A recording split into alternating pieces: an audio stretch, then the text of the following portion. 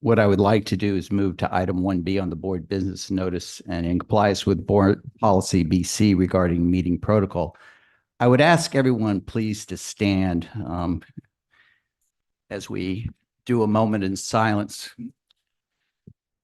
Tonight, we stand in this moment of silence in memory of one of our own we lost recently, Miss Jenny Martin. Jenny was the music teacher at Lambs Elementary. We extend our deepest condolence to her family and friends during this difficult time.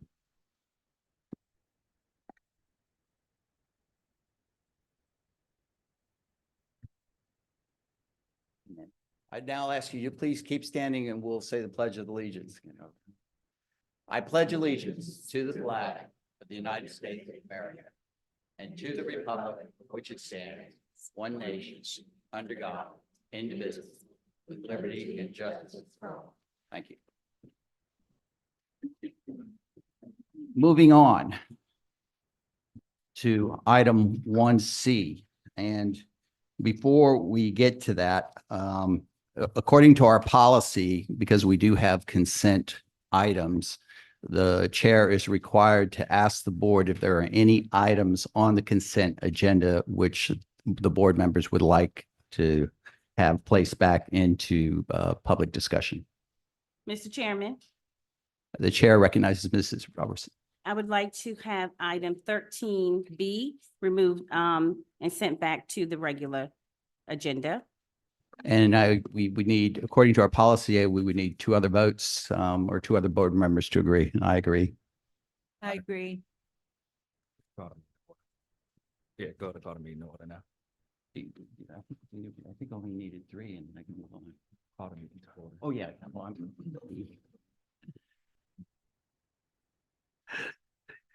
now that I see that we have an agenda, I mean, a quorum of everybody, I would like to call the January 22nd, 2024 meeting to order. So I was a little ahead of myself on that one. But nevertheless, we have the three consent items. We'll move on to item 1D, 1C, which is the adoption of the agenda. And I move to place item 13B as an item action 5B of the Strategic Education Committee report. And with this agenda, with this change, adopt the agenda as written with the approval of the remaining items listed for consent in item 13. Do I have a motion? So move. Second. Board members, I'd ask if you please cast your votes.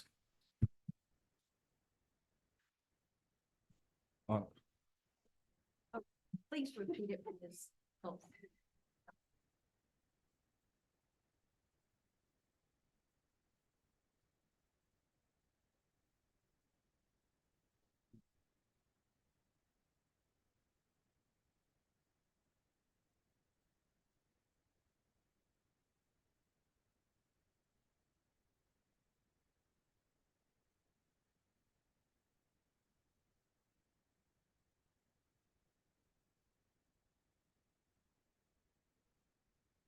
Hello.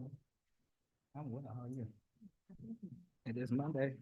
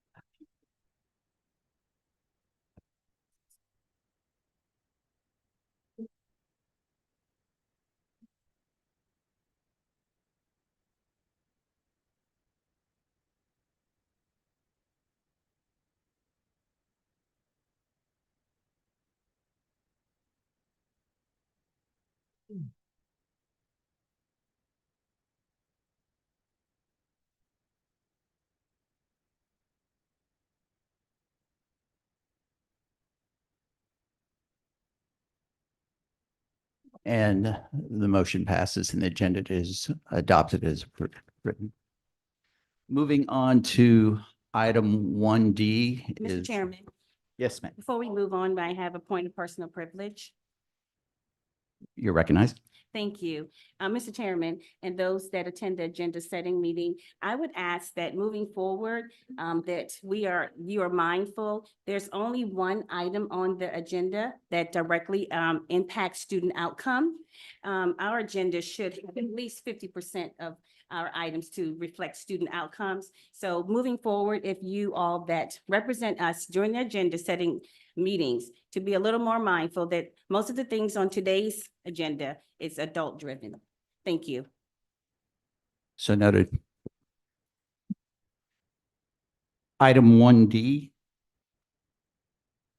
The chair will recognize a motion to approve the minutes of the December 11th, 2023 Committee of the Whole meeting as posted in board docs. So move.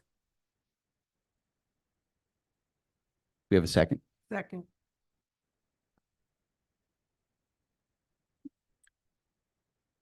Board members, please cast your vote.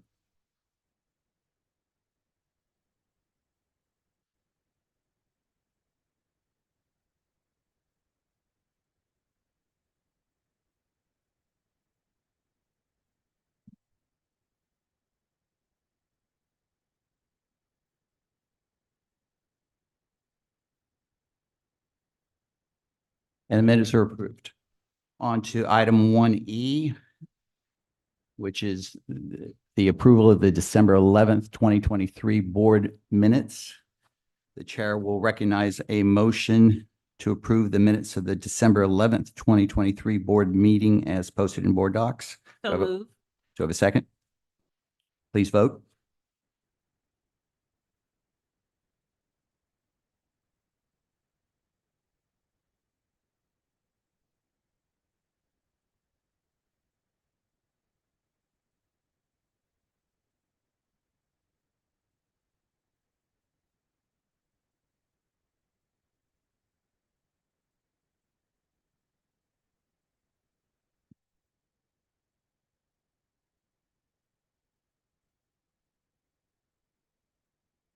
And the minutes are approved as written.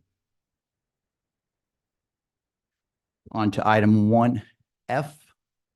That's the approval of the January 8th, 2024 Committee of the Whole minutes.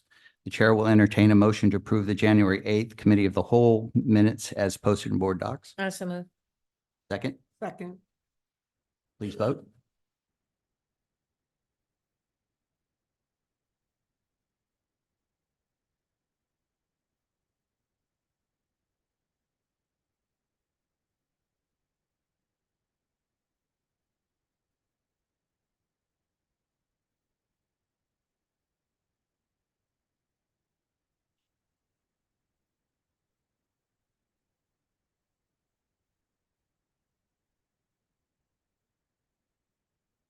And the minutes are approved as written. On to item 2A, special recognition of Tasha Joyner. Miss Denny. Thank you, Chair Grabowski and trustees.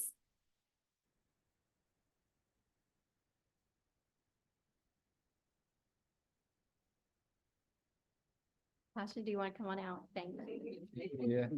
Tonight, we're proud to recognize Tasha Joyner, who serves as our Project Prevent Grant Officer. Ms. Joyner has been named the 2024-26 President-elect for the South Carolina Alliance of Black School Educators. The mission of SCASB is to ensure a high-quality education for all children, particularly for African-American children, by establishing coalitions, providing forums, facilitating the placement of African-American professionals, and influencing public policy. Through strong leadership and commitment, the Alliance will continue to be a voice for advocating for quality education for our children, recruiting and training African-American teachers, and providing a forum for sharing knowledge relating to educational issues affecting South Carolina's African-American students. Ms. Joyner is joined today by her husband this evening to celebrate this recognition. Also in the audience tonight Also in the audience tonight are members of the South Carolina Alliance of Black School Educators. Ms. Joyner has asked that her fellow members please stand.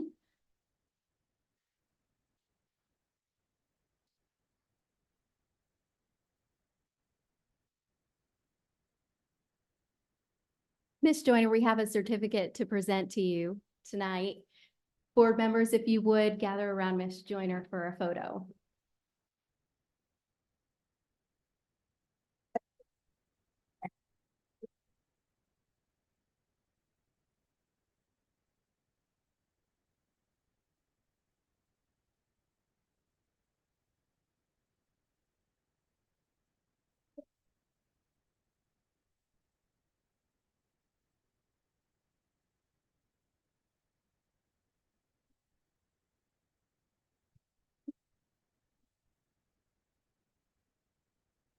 Okay, so everyone will look right this way, please.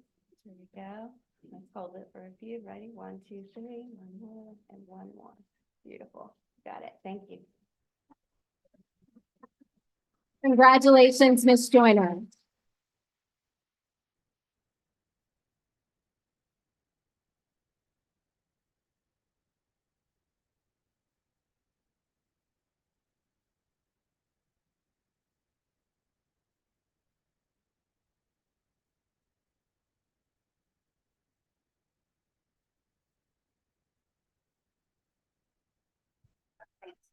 Congratulations, Ms. Joyner.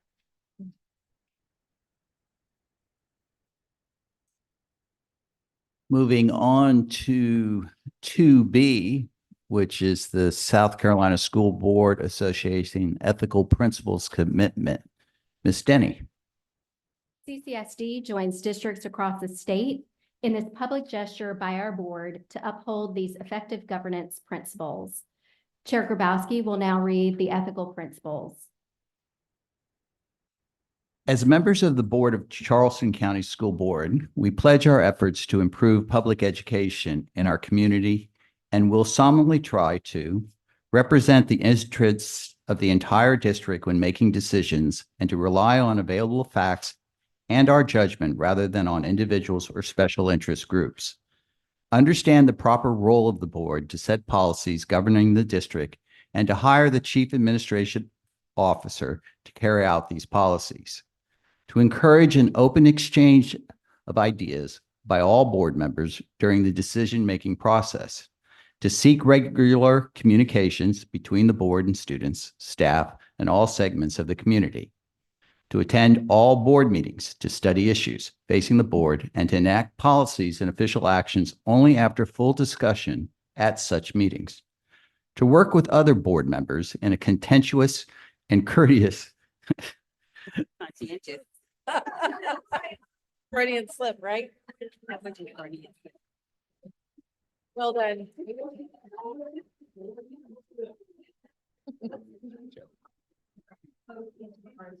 I do appreciate that this is in 24 font.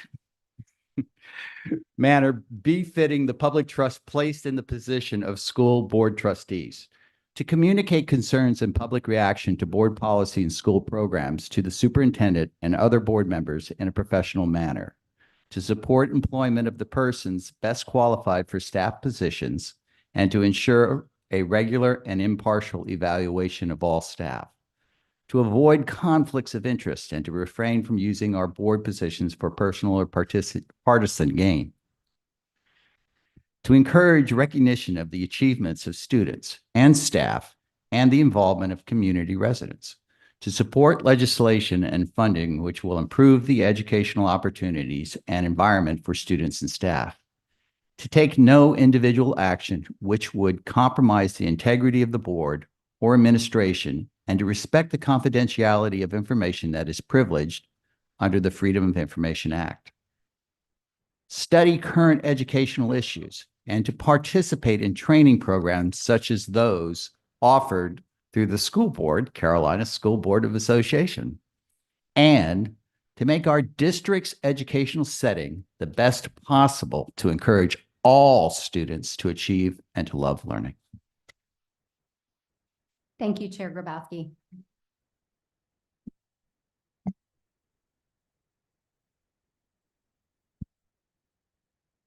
So are we moving on, or is this another photo op? We're moving on for now. There's a photo op following. We're moving on to item 2C. 2C. 2C is the School Board Recognition Month. Ms. Denny. Yes, sir. Charleston County Trustees, and on behalf of Governor McMaster, I'd like to read a proclamation in recognition of School Board Appreciation Month, and thank you personally for your service on our school board. After the proclamation, we will take a photo with the School Board Association signage that we have available.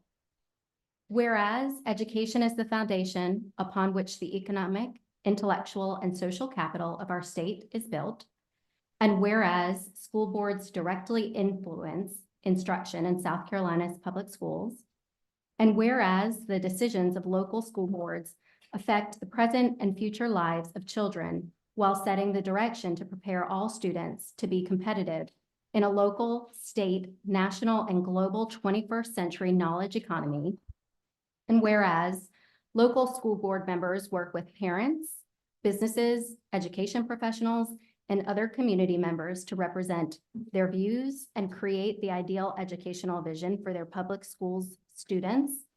And whereas School Board Recognition Month highlights the unique role school boards play in representing their constituents by promoting and advocating for quality public education. Now, therefore, I, Henry McMaster, Governor of the great state of South Carolina, do hereby proclaim January 2024 as School Board Recognition Month throughout the state, and encourage all South Carolinians to recognize the contributions of local school boards to the academic success of public school students across the Palmetto State. Congratulations, trustees, and thank you again for your service. If you could come to the center for a photo, I would appreciate it.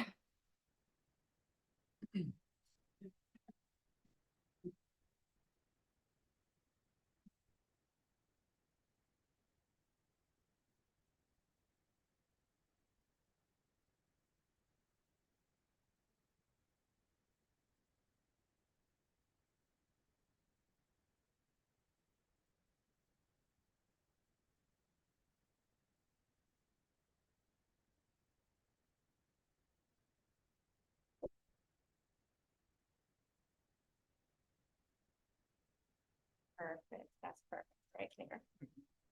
Okay, great. If everyone could look this way for me. That would be beautiful. Thank you, that's perfect.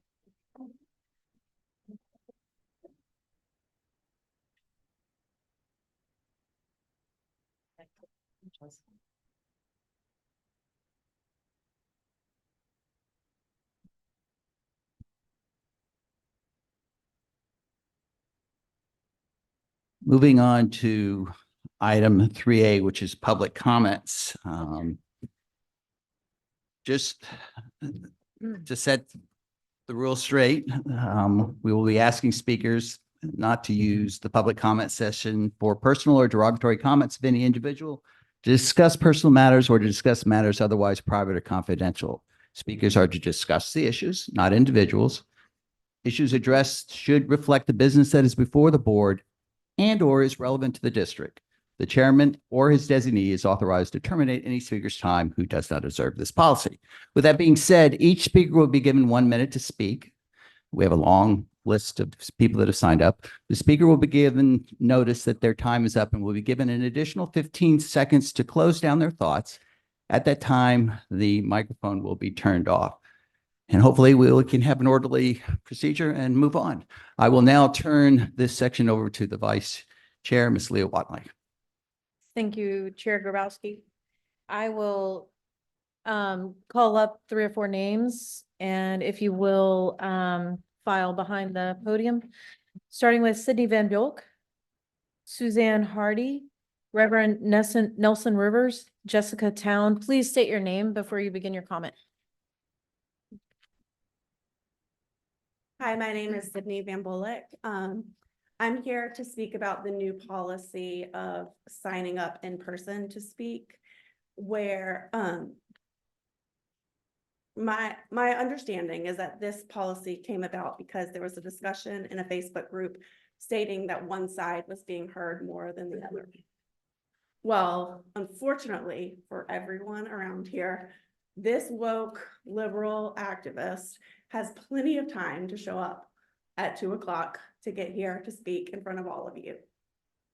The people who can't get here at 2 o'clock to speak to you are working parents, teachers, students, the voices that you need to hear. You don't necessarily need to hear my voice every meeting, but I can surely be here to speak if that's what it takes. But I implore you to go back to the old policy so that you can hear from the teachers, from the students, and from the working parents. Thank you.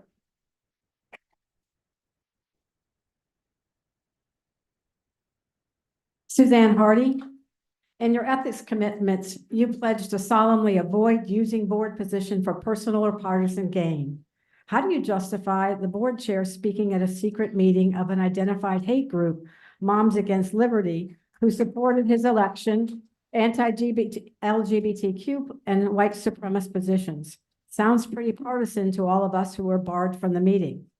You pledge to solemnly represent the interests of the entire district rather than special interest groups like Moms Against Liberty. How do you justify decimating the hack to take out the diverse voices our children need? How do you justify driving out the Black superintendent or trying your best not to hire the most qualified and Black CAO? You pledge to solemnly work with other board members in a manner befitting of the public's trust. How do you explain the 5-member majority working in secret to decide agendas and pre-work issues so as to railroad anti-democratic and often hateful decisions?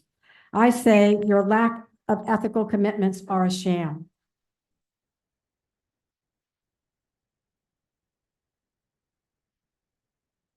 I am the Reverend Nelson B. Rivers III. I think you know me. I wanted to say with the chair is trying to read that ethical commitment, I would ask that instead of the Pledge of Allegiance, you would read that every time you meet, because the pledge is rote, it's just rehearsal, doesn't mean anything, but that really does mean something. And I would hope that you would internalize that and use it every time you meet.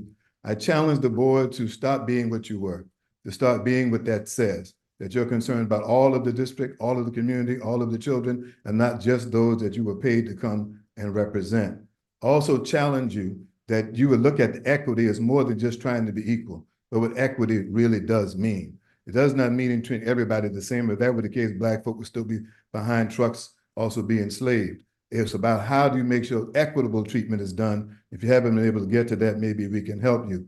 And finally, I did send the chairman, per his statement, that he would meet with other groups and organizations as he did with Moms Against Liberty. So I would ask that you would respond. I'd send it to you today. Movement 400 is meeting on February the 8th at 7:00 p.m. at Charity Missionary Baptist Church. I already talked to the pastor. He said it's cool with him. So I asked that you would come to meet with us because we really want you to understand this is not a temporary movement. Dr. King died so that we would keep on fighting. Trust me, we're not going to stop. We'd like to talk to you face to face, heart to heart. You're invited. The rest of y'all too, but he's the one who said he would come.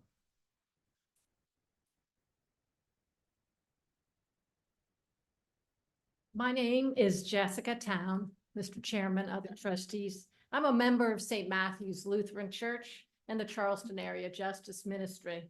I'm speaking today because I'm alarmed by the direction that the 5 majority members of this school board have taken. It's clear that the ethical principles from the South Carolina School Board Association have not been guiding principles for many members of this body. The changes to public comment sign-up are a clear example of violating the principle to seek regular communications between the board and students, staff, and all segments of the community. Being here in person at 4 is a restrictive policy that does not allow students or most working people to express their concerns at your meetings. Do you genuinely care about input from the community? If so, I want to hear from you about how you're going to make public comments accessible again.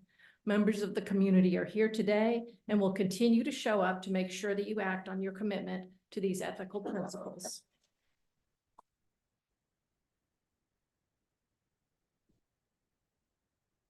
Next up, we have Reverend Cynthia Smalls.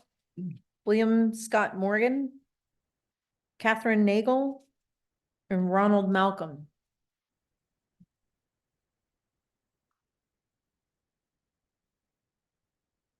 Reverend Cynthia Smalls.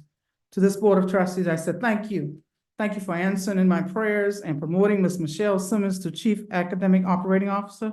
I'm so excited to see what her team gonna achieve during the next several months.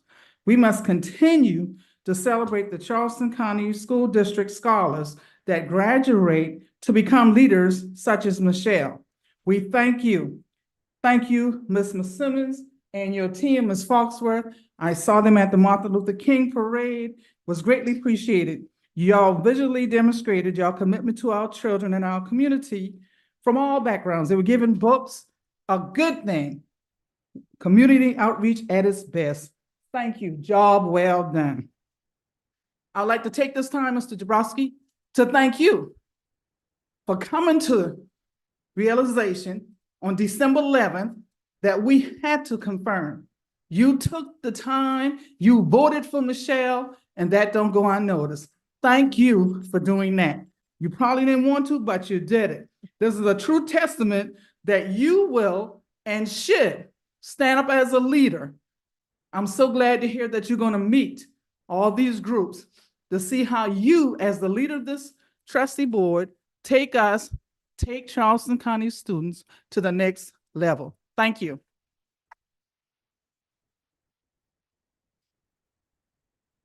My name is William Scott Morgan. We heard you commit to upholding the South Carolina School Board members' ethical principles. If you follow these principles, I believe everyone will benefit and you'll be able to restore trust with the community. Trust has been broken. After months of missteps, policy violations, and mismanagement, the community has lost faith in your ability to govern yourselves. We need you to adhere to your ethical commitments and principles. My question is, how will compliance with these principles be monitored? If they're violated, how will you be held accountable? What are the consequences? Who has the authority to administer them? Just this week, the board chair attended a Moms for Liberty meeting, which was closed to the public and the media. As an elected official, every community meeting the board chair attends should be open to the public. The board chair is in violation of the ethical principle to, quote, avoid conflicts of interest and refrain from using our board positions for personal or partisan gain, unquote. We want him held accountable. Who is going to do it?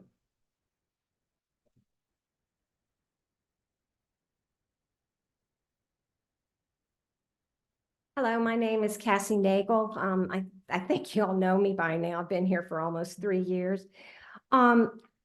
I heard that you all are considering having community meetings around the new curricula that you all are thinking about. And what I would like to ask you to take into consideration is letting not just parents go to those meetings, because I come to these meetings. I'm a great grandmother. I come to these meetings for the parents, my granddaughter, and because they work, she and her husband work. So I come as a proxy for them and I give them the information that I get here. There was another grandfather and myself who asked to go to the meetings before when there was a community outreach, and we were told only parents could go. My granddaughter said that she would be willing to give me a paper that says that I am there for her proxy. I ask you just to consider letting us interested parents and grandparents be available. Mr. Malcolm, if you don't mind, Ms. Huggins, would you prefer to correct something now or wait until the end? I'm happy to say, Mrs. Nagel and others who are here, there are community sessions that are here at the district office on the 30th. We'd be happy to welcome you to any session that you'd like to be part of.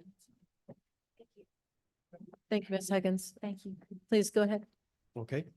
Hi, I'm Ron Malcolm. I want to comment on the South Carolina School Board Association member ethical principles as recently read by the chair.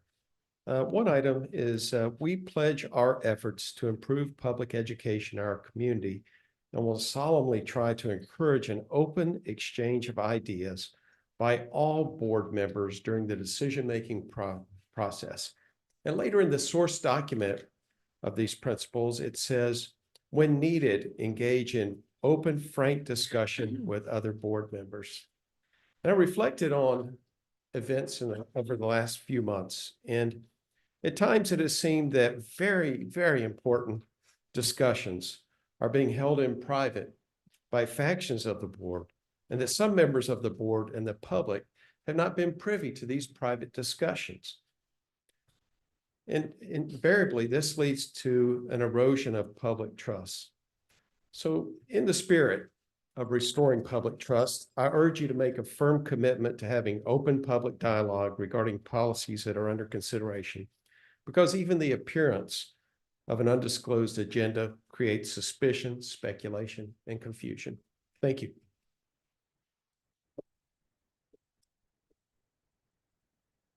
Frank Hardy, Kendra Luce or Lucy. My apologies for mispronouncing it. James Gergen, Hillary Hutchinson. Please go ahead. Frank Hardy. What is the effect of not following principles like these from SCSBA? We need only look at the history of the CCSD board decisions made by the majority of 5. These decisions violated most of these principles, as we all recognize. Have these decisions made this life here easier or harder? Well, one of the majority of 5 was quoted by PNC as saying, a new search would be difficult, and the ripple of having Dr. Gallion come and leave in such short time certainly does not make things easier. Add to that ripple, an interesting word, the way that the nominee and now chief academic officer was treated in a public board meeting by no less the board chair. What qualified candidate would ever subject themselves and their staff to the likelihood of that happening every board meeting by the chair or some other majority? We are going to get stuck with someone who is not up to the job as superintendent.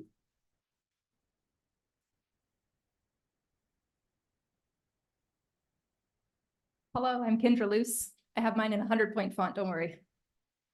Item 2B is not an ordinary agenda item. School boards across South Carolina are in turmoil, and this recommitment to ethics is a reminder from the state that you have their attention. You said, I will solemnly try to understand the proper role of the board to set policies governing the district and to hire a CAO to carry out these policies. However, this board was sued twice in 2023 over this exact statement. The 5 of you who have proposed a new policy committee collectively have been censured for threatening a teacher, arrested a Black man for speaking 15 seconds over time, misunderstood the meaning of abstain and accidentally voted that same man back onto the HAC, bullied queer students, remained silently complicit while this happened. Each of you continues to post comments and attend in-person private meetings of a hate group. According to board policy, the only person that can uphold your ethical standards is yourselves. I was going to thank you here for recommitting to the public ethics, but you failed to commit to them just now. You just read them out loud. So I'd love to know if there's going to be follow-up on that. Thank you.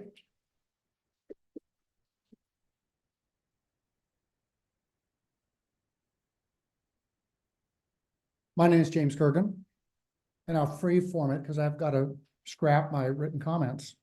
I started by thanking the board for adopting the ethical principles, but the board chair was simply asked to read them, and there was no commitment by the board chair or any other members. I'd encourage you to adopt the ethical principles.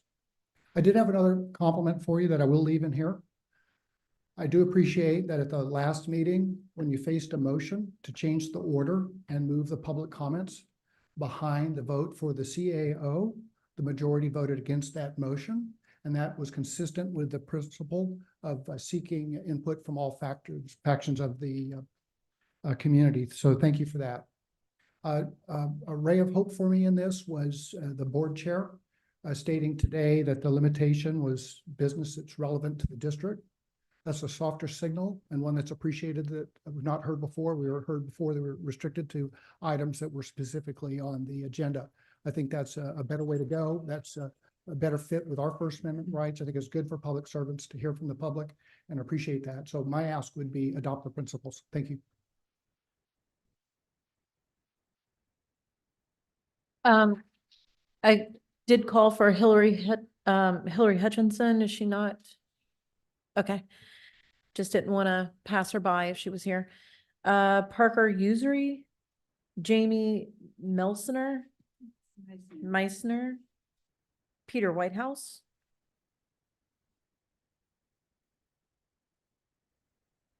Can I go ahead? Please. Okay. I'm Please. Parker Ussery, and I'm a senior at Lucy Beckham High School who left school 2 hours early to ensure that I would be able to get here to sign up to speak today.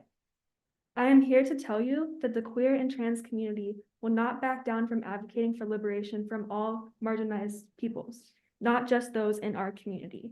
You have made insufficient efforts to smooth things over to shut us up. You reluctantly promoted Ms. Simmons. You reinstated Penn on the Health Advisory Committee. I'm here to say that this is not enough. It will not be enough until the lives and well-being of Black students and Black professionals, trans students and trans teachers, and disabled students are protected by every single trustee through tangible policy and action. The liberation of trans and queer people is intertwined with the liberation of Black people, and we will not stop resisting your bigotry. We will resist until thinking about tomorrow at school does not mean making strategies for survival. With radical love and solidarity for every marginalized child in CCSD, I'll see you next month.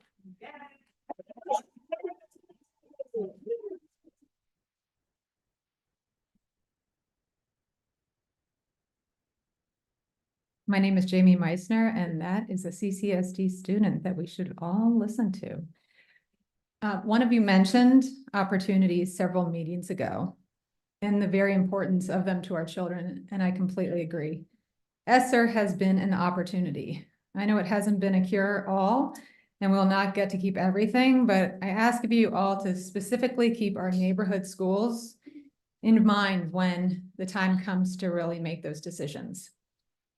With the exception of Title I and acceleration schools first, of course. I mean, no disrespect to our choice schools, but I'm asking you to look at numbers at our neighborhood schools. They always have their doors open to new students from all walks of life, no matter the month, no matter the scholar. Many schools taking in new students way past the 10-day count. Actually, we had many join post-winter break. So many new students. You can make an impact by reducing class size, providing math intervention, or increasing guidance that will go across many schools just by supporting that one neighborhood school. I really appreciate you considering this when time comes to vote on ESSER. Thank you.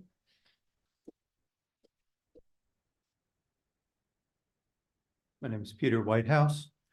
I heard you read very quickly through the statement of ethical principles, and I didn't hear anything else. I didn't hear it adopted. I didn't hear any commitments or anything like that.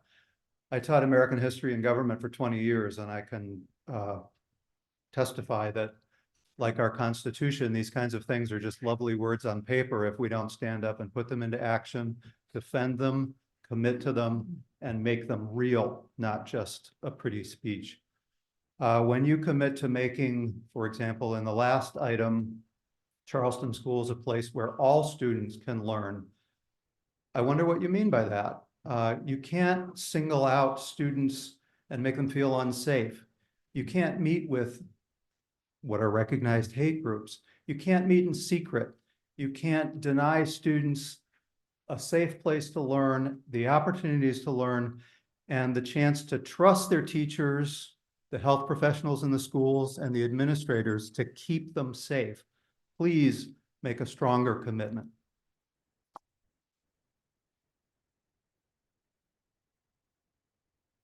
Next up, Lindsay Piper Loomis, Arthur Lawrence, Latricia Pond, Larissa Bortz.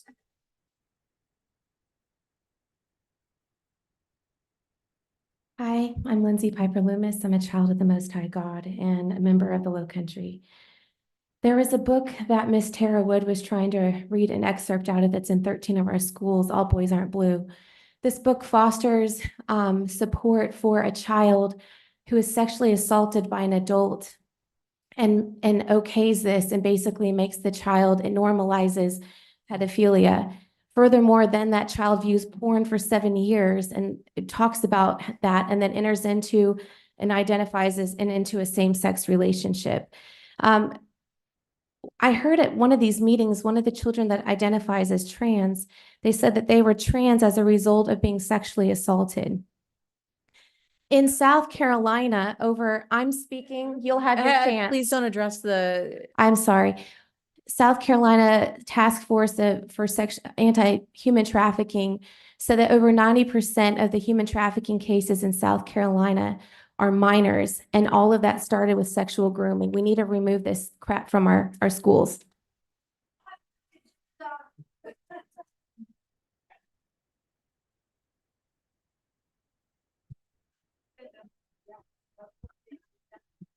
Hello, can you hear me? Please state your name. Excuse me? Your name. Oh, Latricia Pond. Thank you. I'm here to bring some clarification to something I heard that was troubling to me since I was here at the last meeting, that there's nowhere in the Bible that it says that talks about things that are against this type of grooming that they're doing with children. In Genesis 19:4 and 24, it says, before they lay down, the men surrounded the city and they asked Lot to bring the man out so they can have sex with them. Lot offered them their 2 daughters, and they tried to break down the door, and they were struck with spiritual blindness. And I'd ask the gallery to please be quiet. Thank you. She has her time. Thank you. I'll ask you to leave. I'd like to reclaim my time. Latricia, well, I'm sorry. And the Lord ended up raining out fire and brimstone upon them. And Jude, I'm sorry, and Leviticus 18:22 clearly states that a man should not sleep with another man as if they're sleeping with a woman, a womankind. Romans 1:18 says, the wrath of God was revealed against the ungodly and for those who had uncleanness and unclean hearts and vile affection toward one another, women with women and men with men.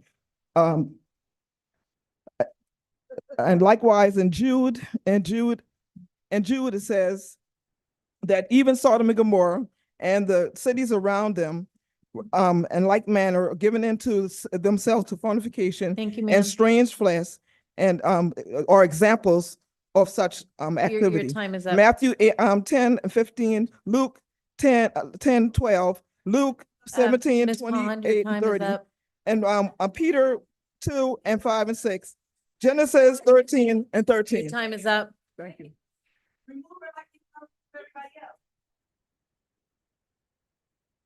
And we're against these. Good evening. My name is Arthur Peter Lawrence. And we came before you last year about spending taxpayers' money. With all this foolishness that's going on, the kids are our main priority. The Post and Courier did an article on how you were spending taxpayers' money. You're gonna have to come back to the taxpayers to foot the bill that what the spending and what you're doing. Now, as I look around in this room, all those individuals who was here raising sand last year, they went to the cookie factory and they got cookies in their mouth. I went to a meeting and they called a meeting and they had over 1,000 people. My community should be standing up and having this room full of our kids are not being educated. The accelerated school, money's gonna run out. You're gonna come back to the taxpayers for money to try to continue the program. Bunch of those preachers that got cookies in their mouth, and those individuals that you think that the community look up to, you're wrong. You're wasting your time and taxpayers' money by putting cookies in their mouth. You need to come to the people who have the heartbeat of this community and want all kids to get a proper education. Thank you, sir.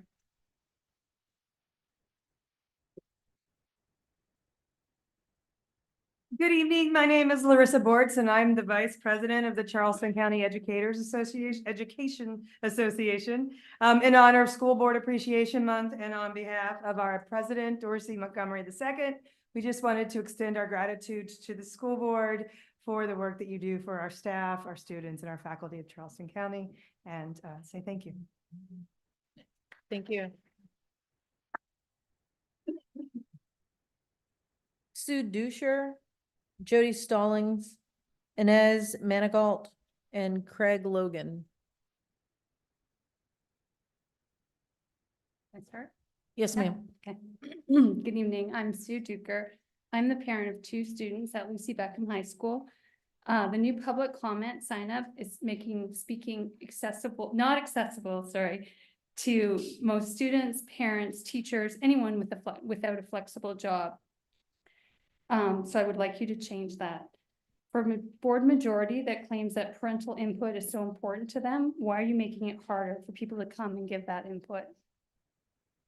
Our students deserve a school board that actually listens to the voices of the community. And while I have no doubt that your time on this board is going to come to an end, if that is not what you intend to do, as soon as your seats come up for election, the harm that you cause now is real. And I really hope that you do intend to honor those principles that you read, Mr. Grabowski, and I would love for everyone to read them and adopt them. Your hateful Moms for Liberty agenda is hurting our students, and it's really time for you guys to focus on the students of CCSD rather than attacking the Black and queer members of CCSD. And if you do not, you will continue to receive public outrage regardless of your attempts to silence us. Thank you.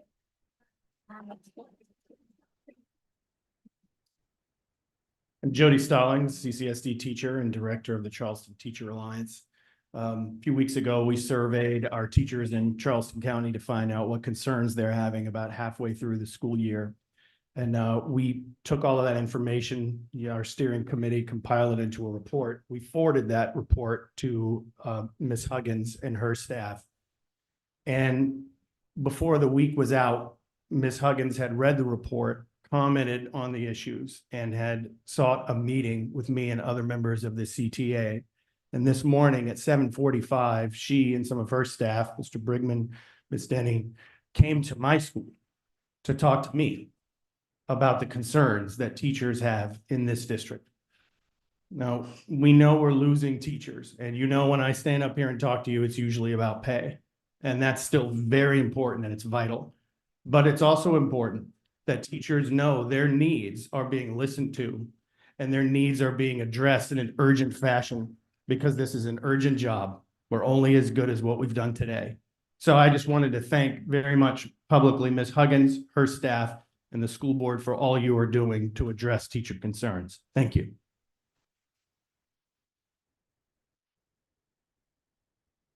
Good afternoon. My name is Inez Manigault, and thank you for allowing me to speak to you this afternoon. I came in and I'd like to preference what I'm about to say to you with the fact that I am a product of Charleston County School, and so are my children. I volunteered in the schools as they were matriculating through the schools, and I volunteered to help other students as well. I'm also a volunteer of the Education Committee for the IMA.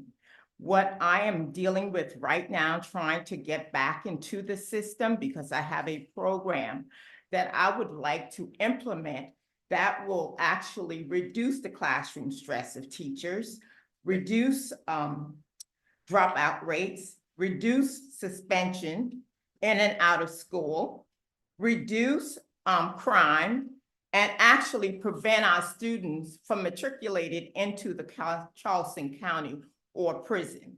And so my problem is, though, I have come to the district office several times because I'd like to talk with someone who deals with a contract. And I have had a roadblock I have signed up for Kelly Services. There's a roadblock there. For what I would like and need for you guys to do for me is to look into the issues and find out what it is that I need to do, where the block is, and open that door for me. Because I will be an asset to this community and to the school system. Thank you, ma'am. Ms. Huggins. Okay, thank you.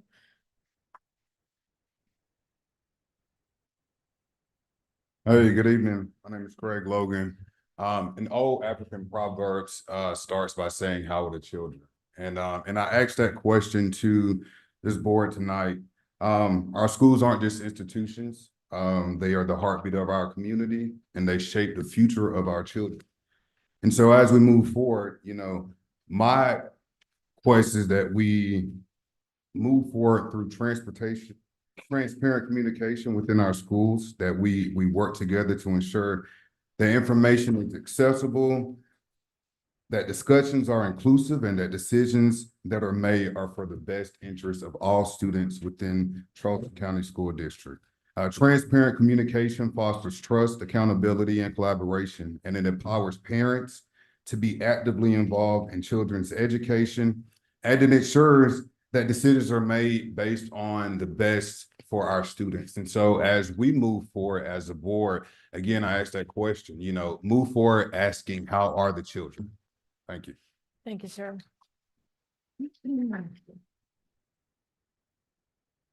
And the summary for the online public comments, one for larger board meeting venue, one for mental health absences. Excuse me, sorry to interrupt.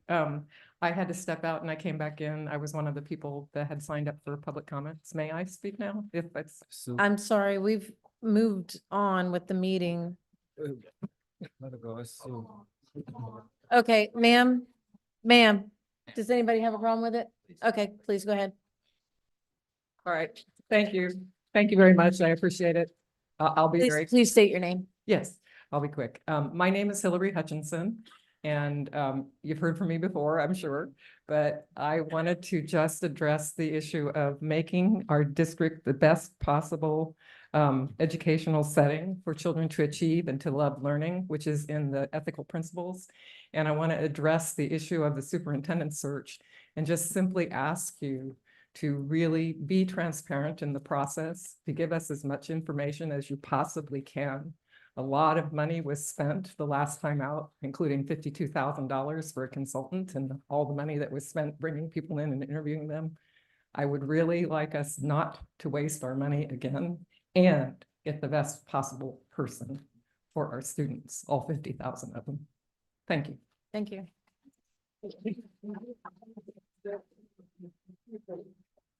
Because there are people here that are okay with that. but We only not have okay with the other. 26. Okay, fair is fair. So, okay, so moving on, the next one is board behavior and transparency. There were 2 public comments, sign up and procedure and time. There were 2 board chairs speaking at meetings. There was 1 for a total of 7 online public comments. And with that, I will hand it back over to you, Mr. Grabowski. Thank you very much. Moving on, we are to item 4A, which the acting superintendent's report. Mrs. Huggins. Thank you, Chair Grabowski. We have a few slides to share with you tonight that are aligned with the pillars that we keep talking about as far as where we are aligned as a district.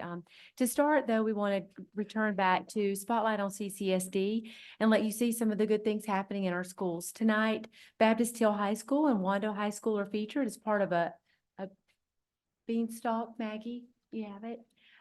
In just a few moments, as part of our student outcomes discussion tonight, Sherry Epplesheimer will talk about the work in our high schools around English 2 and how students are achieving in regards to our goals for English 2.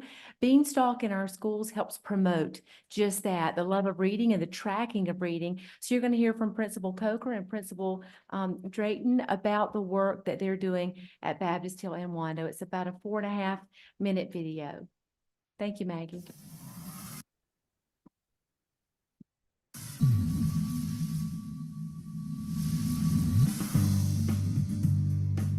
Beanstack is a platform that allows all our students, K-12, to log their reading.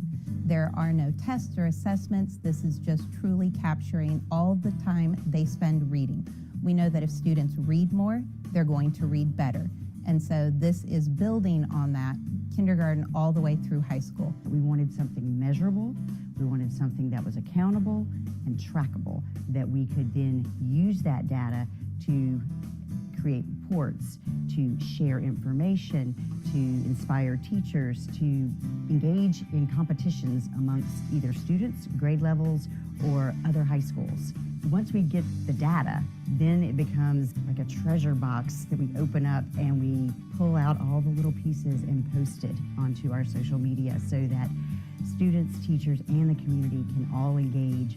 Even when you're assigned work and reading, you can still use that time to put it in. And I find when teachers are reading as a whole in the class, they have the opportunity to go in and add that time in on all of their students. It's the culture of reading that is growing.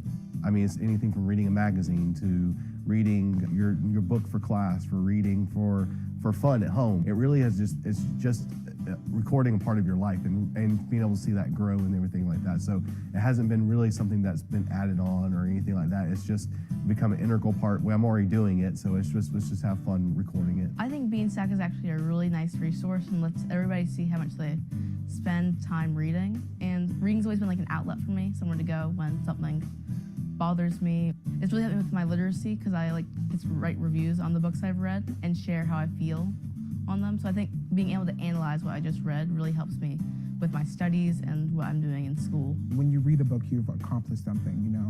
You've learned what the book's about, different words that you've never seen before, characters, people, authors, you know.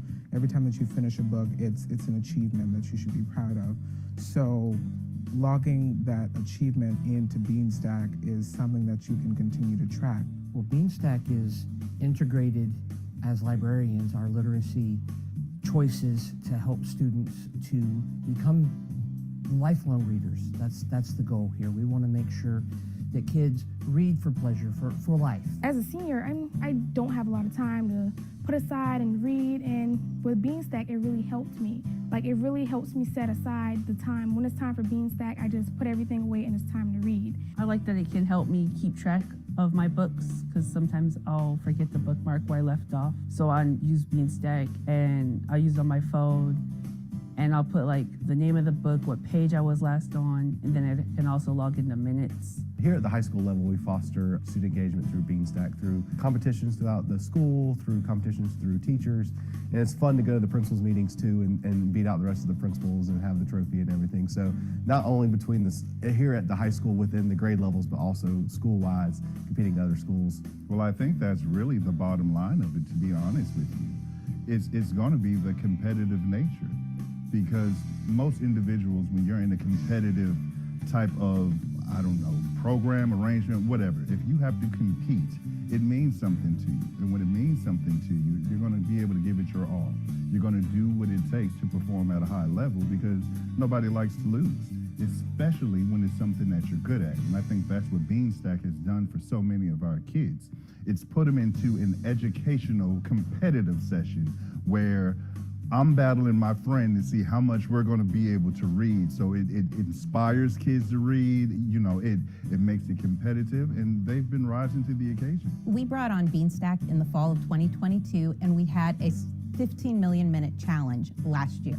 We crushed that. We read over 17 million minutes. So this year we moved that to a 20 million minute challenge. And as of today, we are at 10.7 million minutes, so we are well over halfway to our goal and not even halfway through the school year. Before we got Beanstack, I said, you know what, I would really love for us to get something like Charleston County Public Library have for summer reading. And then the next thing I know, we got Beanstack, and I was so excited. I think I was happier than anybody else when I heard about it. I said, because this will pull my children back into the library, and it has.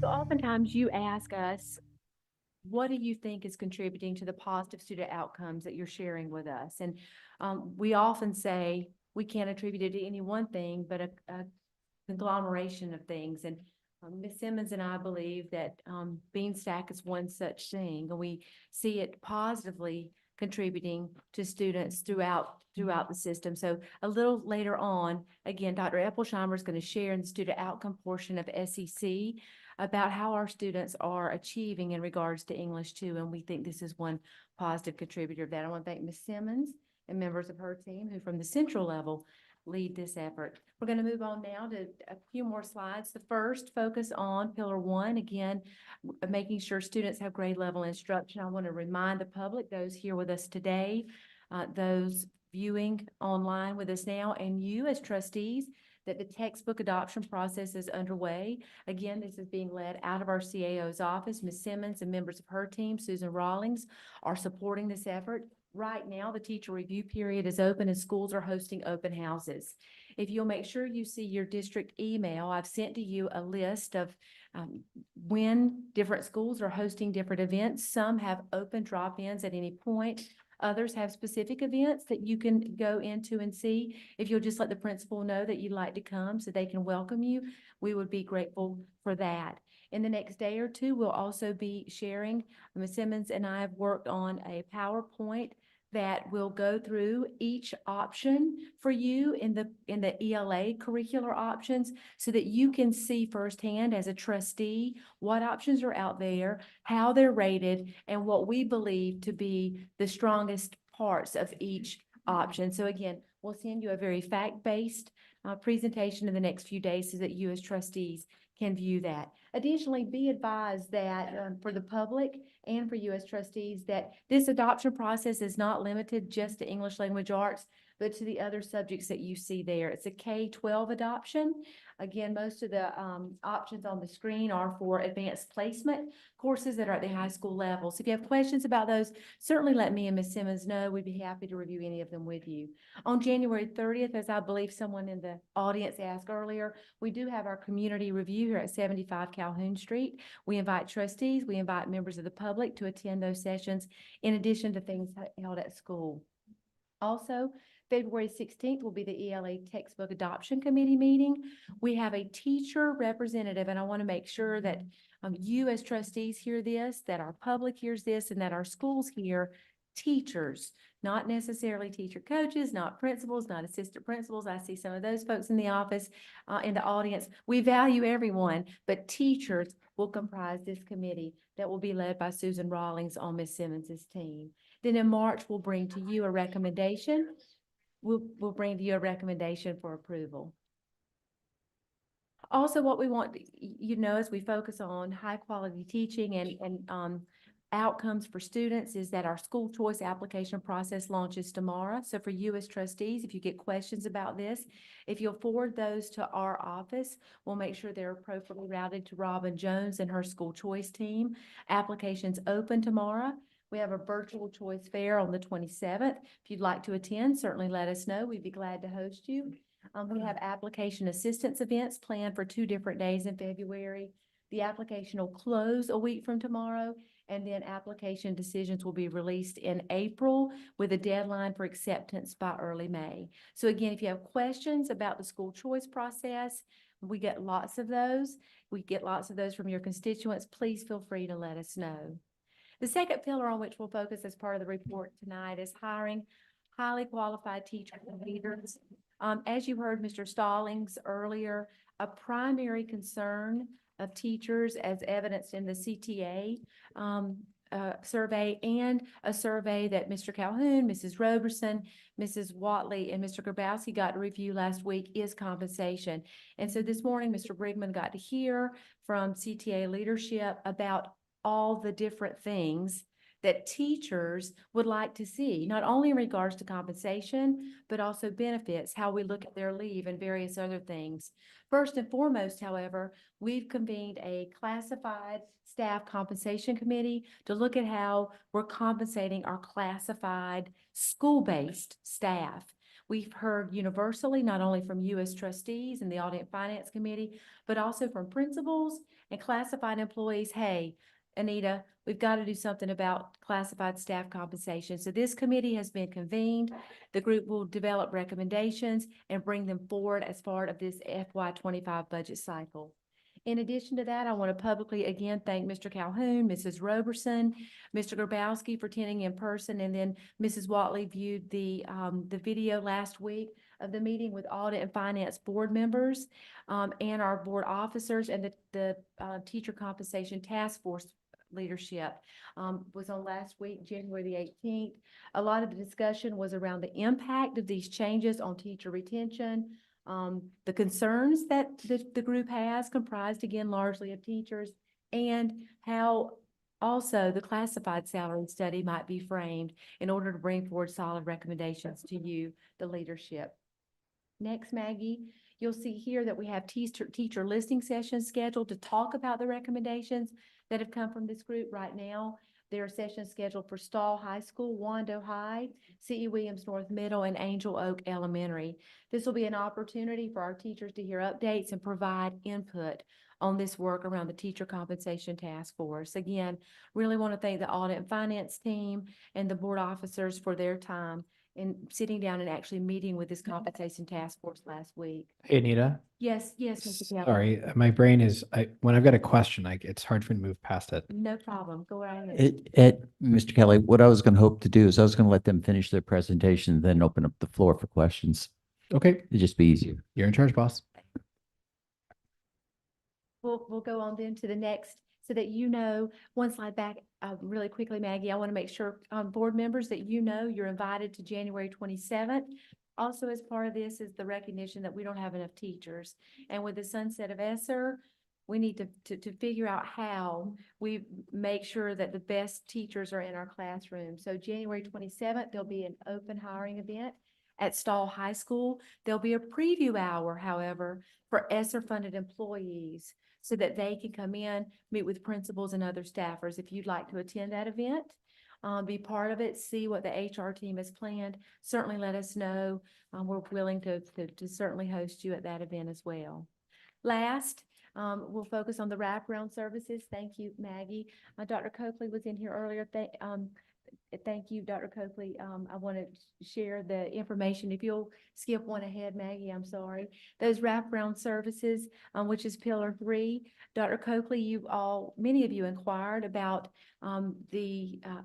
we put out an invitation for community members to come in and talk to us about how they feel about our work, what we can do to support them and their families. This first session was hosted last week at Royal Baptist over in North Charleston. I want to thank Dr. Temple and George on the Constituent 3 board for attending that. I was at another meeting, but I heard it was very well attended. We're labeling it, thanks to Dr. Copley's leadership, space, student, parent, and community engagement, where we give space for just that. Participants to learn more about what we do, for them to share ideas, concerns, and suggestions. Our focus in January, a lot of the feedback we got was about how we interact with the community. Some safety issues surfaced, and there were questions about the ELA adoption process, for which I was thankful. We hosted about 67 participants and are hoping to grow that even more and expand into even virtual events. Dr. Copley's looking at that for next month's session, February 21st in West Ashley. Again, we'd love to host you if any and all of you are available. We'd be glad to have you there as thought partners in the work. As I wrap up, that's my last slide. I'll go back to the prior slide. I think I misplaced it. I did want you to know, very importantly, you've asked a lot of questions about ESSER. I explained last month or back in December that those who wanted to continue positions or programming completed an impact report. A week and a half ago, we hosted about 8 teams of reviewers. They consisted of principals, senior leaders, and office director level leaders, where impact reports were reviewed and assessed with a rubric that I shared with you in last week's board brief. The team reviewed over 140 reports over the period of 2 days, so much so that we have to have another round to look again at what rose to the top, what we can actually fund as we look at FY25 budget planning. So that's all I have. We're certainly, staff and I are open to any questions that you might have. Thank you, Maggie. Mr. Grabowski, turn it over to you. Thank you, Ms. Huggins. The floor is going to open it up to board members for questions. I recognize Mr. Kelly. Sorry about that. I got really excited. Ms. Huggins, on slide 6, on the teacher listening sessions, I just wondering why so few schools are selected. And I mean, I'm sure you want to hear from all teachers. So why those ones? We do, Mr. Kelly. We want to hear from as many teachers as we can. And I'll say, before I turn it over to Mr. Brigman, that we actually administered a survey where we received 2,400 responses from teachers and teacher assistants, which is exceeds anything that Ms. Simmons and I were discussing that we've seen in recent past. So we've had some sessions. I'm going to turn it over to Mr. Brigman, though, to talk about the thought process. Sure. Can we pull, is the slide available? Slide 6, Maggie, I'm sorry. So to answer your question, Mr. Kelly, it's really the feeder pattern for those schools, and certain schools elected to host. So Stahl High School it's the feeder pattern for Stahl. All those teachers have been invited. It's voluntary. Wando as well, which Wando is this week. And then CE North includes West Ashley High School, the Center of Advanced Studies. And we did not invite other schools yet. It's also based on what we can accommodate as far as the numbers. And then to be really honest, Angel Oak is just the Angel Oak faculty. That faculty reached out to me late fall. I went out and visited with them. They had some amazing ideas and they wanted to be almost like a subgroup of the task force. So we're going out to talk to them again. They had some really amazing ideas. And we plan to continue to add schools. We'll planning to talk to Mr. Darby at North Charleston High School, that feeder pattern as well, and some other schools. So it's just starting off. Understood. Thank you. Mr. Kelly. The chair recognizes Ms. McKinney. The chair recognizes Mrs. Bailey. I just have one quick question. When I checked Google Docs on that form that you sent us, I noticed that some of the schools on there did not have dates, but some had dates, but they didn't have times for each individual school for the textbook adoption process. Are you Yes, going to fill ma'am. that in later? Thank you for asking, Mrs. Bailey, and thank you. I think you were the first to ask about when sessions were held in the schools that you represent. And so in our haste to get as much information to trustees as we could, we shared that Google document, but our associates, Dr. Williams, Dr. Swearingen, Mrs. Haynes, and Dr. Eppelsheimer are working with their schools to get everything updated as we get more and more information. So we're hopeful that by the end of this week, Ms. Simmons, we only have a handful left at this point, and we're hopeful by the end of the week, we'll have it completed. But Mrs. Simmons and her team have been working individually with schools to get that information. Okay. So we'll reshare it. Okay, and one more thing, I noticed that some have some events scheduled for one day or one afternoon. And I think I talked to Mr. Larson at Stahl, and he said that their process would be from the I think it's the 23rd through the 6th of February, and that they actually have a display where individuals, parents, or community members can come in throughout the day and see it for themselves. Yes, ma'am, that is exactly how schools have lined those up, where it's sort of an open site type of session where parents and community members can come in and see things on display. And then more so our elementary schools have events. They're still planning a lot of events with families, so they have individual events as well. So we've tried to include both of those. Mrs. Simmons, I want to turn it over to you to add anything that I've left out or fix anything I've messed up. In essence, that's what schools are doing. So they will put the items on display for a period of time, but there are some schools who want to showcase.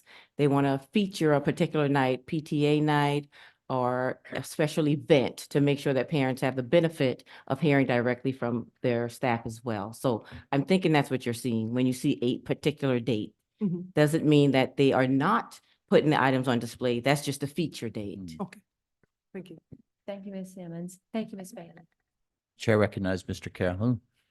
Thank you. I have a couple questions. first for Beanstack. I really like that program. It reminds me of the Pizza Hut program back in the 90s. Same, same, Word. Mr. Calhoun. Just That gotta might get make that us close to the same age. No, we gotta get that personal pan back. But that was implemented in fall 2022, and it was just for the pilot schools for Wando and Miss Christy James and Mrs. Simmons' office manages that. It's Mrs. Simmons, do you want to? I think she. Christy, would you like to respond to Mr. Calhoun? I think Christy may be in an airport. I am in an airport, but good evening, everyone. Good evening, board members and district staff. We actually did implement this in fall of 2022, and it was for all of our K-12 schools. So we started with all of our schools, and we've continued that this year. Thank you. The irony is that we chose to feature high schools when so many elementary schools. You would think it would be centered primarily in elementary schools, given its nature, but our high schools, I think it's that competitive nature, like you heard Mr. Coker, to which he referred. Word. And was that funded through ESSER? Mrs. James, do you want to talk about the funding for that? That is part of our FCO software request. So that was not directly tied to ESSER funding. Okay. All right, so cool. Thank you, Ms. James. I appreciate that. All right, so moving on to the next part, we have on the 27th, the hiring event and we have the hiring event and then another event at the same time. They are. Ms. That's Simmons? true, Yeah. but the choice event is a virtual one. So schools have the opportunity to send some team members to participate in person for the recruitment with HR, and then some of their team members can be online for the choice event. Perfect. And so for the next question with the classified staff compensation reports or recommendations, do you know when we will be receiving those and how they will come in throughout the budget process if we're starting next month? Mr. Brinkman? Mr. Cowan, I don't have a specific timeline as far as when we'll actually have the recommendation. The principals that are involved, their first meeting is February the 8th, but there's been planning and as I mentioned the other day when we met with the officers and the compensation group, we've already projected what we think the cost might be so that Mrs. Carlin's group would have that as we go through the process. We will, throughout the month of February, be meeting with the various employees and the various job types. It'll probably be Zoom, but some may be in person on February 16th. So we're working through that process now.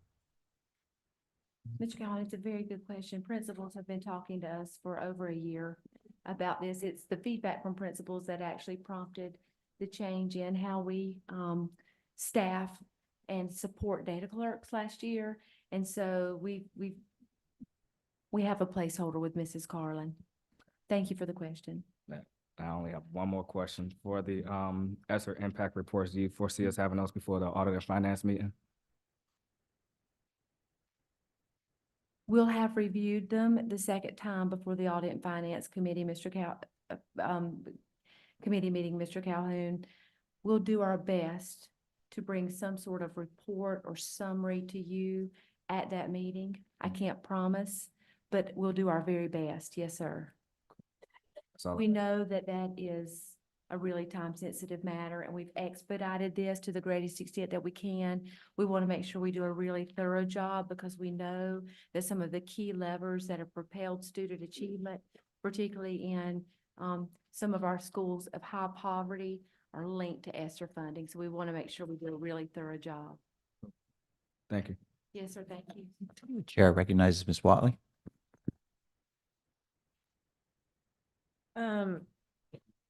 More referencing the on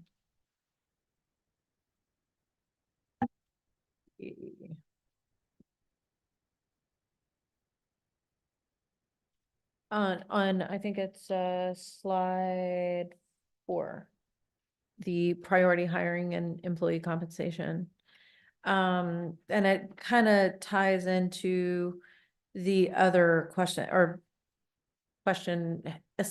request for assistance. I'd like to, when I was running for office, I wanted to commit and did commit to meeting with principals, teachers, and parents within my district. And I've had a little bit of trouble kind of making that happen. If the district wouldn't mind assisting me with the schools in my district, but between the principals, the teachers, and the parents, and maybe quarterly, we can sit down, or every other month or something, where we can sit down where I can specifically hear their needs and concerns. We'll follow up with you with that. I appreciate that. And so also with I'll tie that into that first space event on the 21st. So, and if they want to meet with me, like on some, like a night that they already have something scheduled where they're all going to be there, and make it convenient. Okay, thank you. Okay. And then how much absence or shortage are we with teachers right now? A good question, Ms. Wally. Mr. Brigman, do you want to talk about our current vacancies? Yes, I certainly can. I actually had 3 interviews. I guess that was Friday with 2, 4, and 5, and there are 15 classroom vacancies. That's just District 2, 4, and 5? No, ma'am, sorry. Channels 2, 4, and 5 did interviews. Sorry for the recruitment event and about the compensation where we're going this year, and the vacancies were 15. That's all. Chair recognizes Ms. Roberson. Thank you. Mr. Calhoun asked most of my questions regarding the funding source, but I just want a little more information about the ESSER positions that at the hiring event for ESSER funded employees.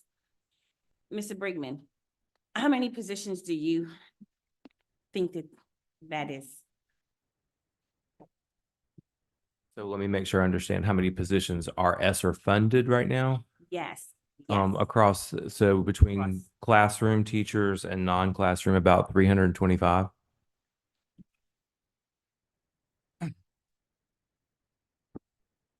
How many of these 325 positions were in the GOF and was moved to ESSER? I don't have that information, Mrs. Roberson. I'd have to look to finance for that. Is there such a number? Is there, Jackie? Yes, ma'am, I'm sure there is, but we would have to pull some information together to be able to answer that question. Okay, this is really, I'm really nervous about this, because if someone was in GOF and they got moved to ESSER, could they lose their jobs? So I'll answer that. So we'll start with certified staff. So a certified teacher who's in the classroom, of course, has a contract and contractual rights, regardless of their funding source. So at any point in time, a teacher may be GOF and a principal may move them to non-GOF funds, and the teacher may not be aware of it for that matter. I can't speak to whether they are or not. But we certainly, so if a building, I'll use Wando, if Wando needs to reduce by 3 teachers, or they're losing 3 of their ESSER teachers, but those teachers have been on staff for 10 plus years, we'd go through a process. Okay. If that makes sense. The classified, they do not have contractual rights, but we have, by policy, work with our employees who have 10 plus years in our system, and we still support other employees. So we've had meetings that started prior to winter break where my staff started meeting with principals to specifically talk about what they think their staffing needs are for next year, where it's a little bit premature because the board, I mean, at this point, schools haven't received their allocations. They haven't received their title funds. They haven't received their CSI funds. So ESSER fits in that same category. It's just it's a new, a new issue or a new opportunity, I would say. So right now, with teachers who come to the event on the 27th, they may or may not know what's happening to their position, because we're going through the impact study process too. And out of that study, a principal may find that they're keeping, if they have 4 ESSER funded teachers, that they're keeping 3 of them. You could also have situations on staff where teachers decided to retire or teachers decided to resign, and we don't know that until we issue contracts before May 1st. So there's a lot going on in the next 6 months or 4 or 5 months, as a lot of movement. I hope that helps. Yes, yes, it does. Ms. Huggins. I know you can't guarantee to have us those summary reports by February 6th, but how on target are you to have it to us by February 12th? By February 12th, we can provide a summary for sure, Mrs. Roberson, for sure. And I'll say this, and I appreciate the concern of the board. I saw Mr. Calhoun's head, and I know it's a concern when you hear 350 positions are in ESSER, but this is a standing item on our cabinet agenda every week. We feel, I know it's hard to trust, I know, but we feel like we have a good handle on it across the system. We have a lot of vacancies every year. We fill a lot of positions every year. We have a strong rubric that helps us assess what's making a difference. We've sat down with principals in feeder patterns, and we're looking at a different way to fund schools, particularly schools who have high numbers of students in poverty. So we will have something to you on the 12th, Mrs. Roberson. Okay. I'll do my best to have it to you on the 6th. But please trust that we don't be overly anxious about this. We've got it. We value our employees. We need good employees. And I want you to hear from me that I value people, because it's people that run the system. And if we don't treat employees appropriately, then that negatively impacts kids. So 350 is a lot, but we will get it one way or the other. And my final question, it's about programs. So schools are starting to campaign to us. I know. To keep their programs. With the summary reports that we will receive from you all, is it going to be, what happens if there's something that someone has advocated to us for, but it doesn't come forward from your side? So what I would like to suggest, as we talked about those ethical principles earlier, is that we work hand in hand with the board. You share with us the feedback you're getting. We talk to you about the data that suggest what's making a difference for kids, and that we work collaboratively hand in hand to try to meet the needs of all your constituents to the greatest extent that we could. So we're going to bring forward a recommendation based on what we believe has the highest threshold of changing kids' lives. And so we just ask that you try to work collaboratively and cooperatively with us, and we will do our best to support kids in a fashion that we've got all kids reading on grade level as quickly as we can. Okay, thank you. Thank you, Ms. Roberson. Board recognized Dr. Temple. Good evening, everyone. I was glad to see on the priority hiring, attention to the classified staff, because that was something I advocated for in the last budget cycle. Will there be other opportunities? I know you're having the one hiring event. So once these 325 people understand where their funding sources are, or what their funding sources are, or what perhaps their potential is for a job next year, will there be other hiring events? Yes, ma'am. I'll turn it over to Mr. Briegman. Yes, Dr. Temple, there will be, throughout the hiring season, we tend to have smaller events and virtual events. And then, of course, if we have depending on the number of classified employees, we will probably have in person, depending on what the needs are. But we have events throughout the hiring season. But this is our big annual event, so to speak. And it's for classified support staff as well as teachers, as both.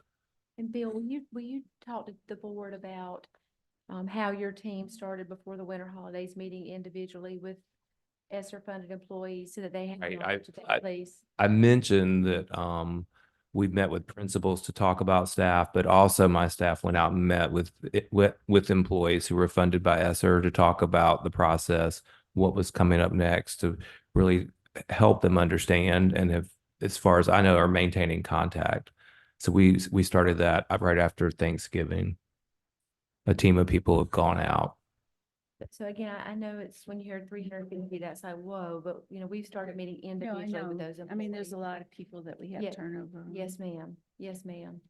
And then the last thing is, I've heard about this evening about the Teacher Alliance survey, and then CCSD did a survey of teachers, and I'm wondering whether the CCEA did one, and then are you putting those kind of together to see if there's any patterns? Because they have different audiences. I'm so glad you asked, Dr. Temple, because that was a point of the conversation this morning that we had with Mr. Stallings and Mrs. Nichols, that we talked about how a big portion of the CTA survey was about teacher retention, teacher pay, improved insurance options, a career ladder for teachers, longevity bonuses, a published salary schedule, incentivized multi-year contracts, which is why Mr. Brigman went.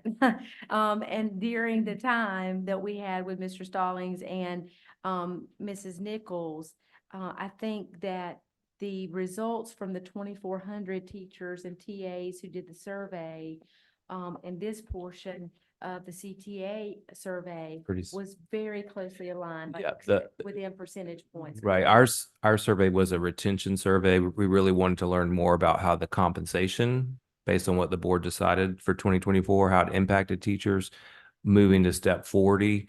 Some other pieces that also came out on our survey were around childcare, the need for childcare, affordable childcare. I've definitely been talked to teachers about benefits and requesting some more personal leave.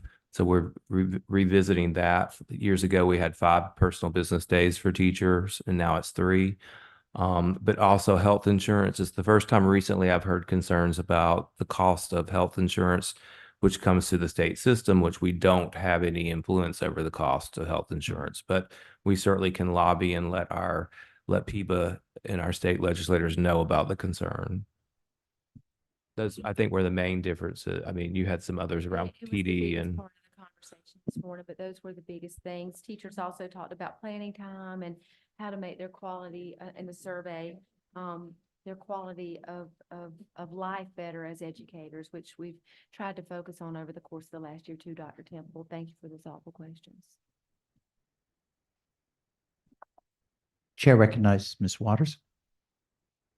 Yes, I have a couple of questions, and they're all really around the curriculum choices and the process that we're using. When we think about transparency, that's really relative. And I think to define to me what transparency would be in this moment, would be that parents know and understand, at least the parents who are interested, because I know not all parents are interested in curriculum. Shoot, none of them ever used to be. It's the new day. But that they understand what they had and what they're getting. And I personally want to know, like, rubric style, side by side, what were the greatest qualities that made EL so successful? Because, we're not getting rid of a curriculum because it wasn't successful. We're getting rid of it, because of,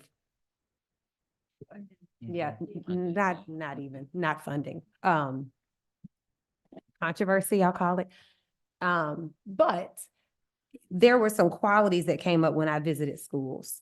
One is that the curriculum really built off of what happened the year before. So students were getting the opportunity to see material come up over and over again, just more challenging and more complex, which is really important for students, that you're not constantly introducing new concepts, but that you're allowing there to be a ladder.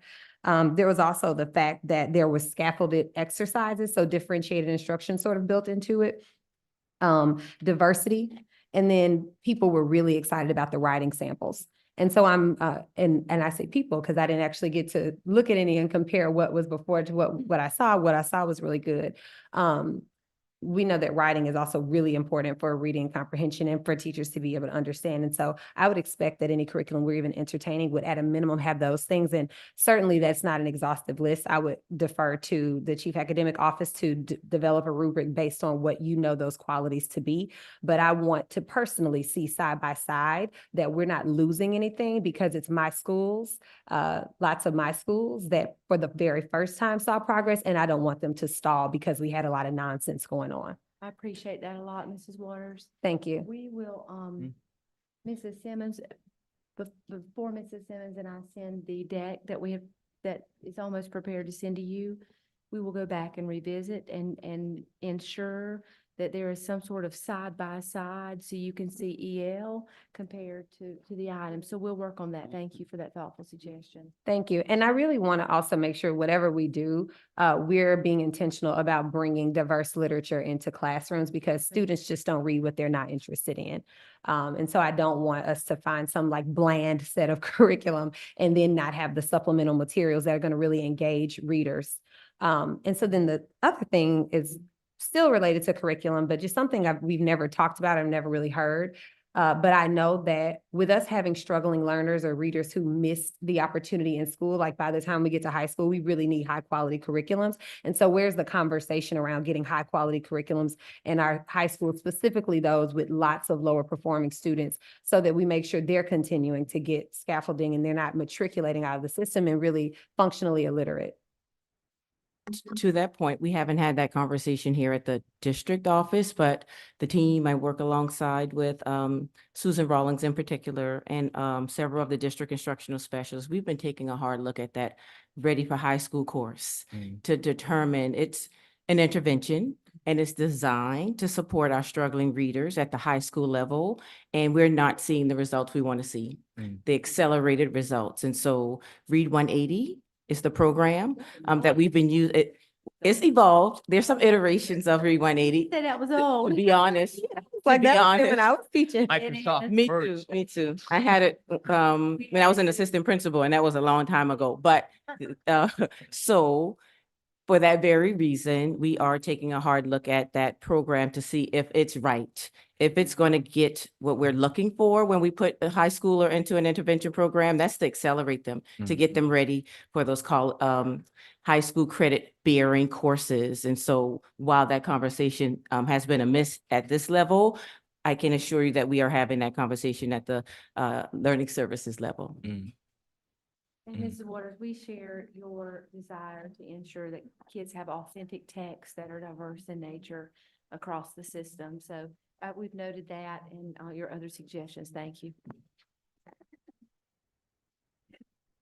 I guess I'll close the questioning, and I just stress that, you know, as sitting on with the audit and finance, it's really going to be very helpful, you know, no matter what report you get, but to really see the worst case scenario.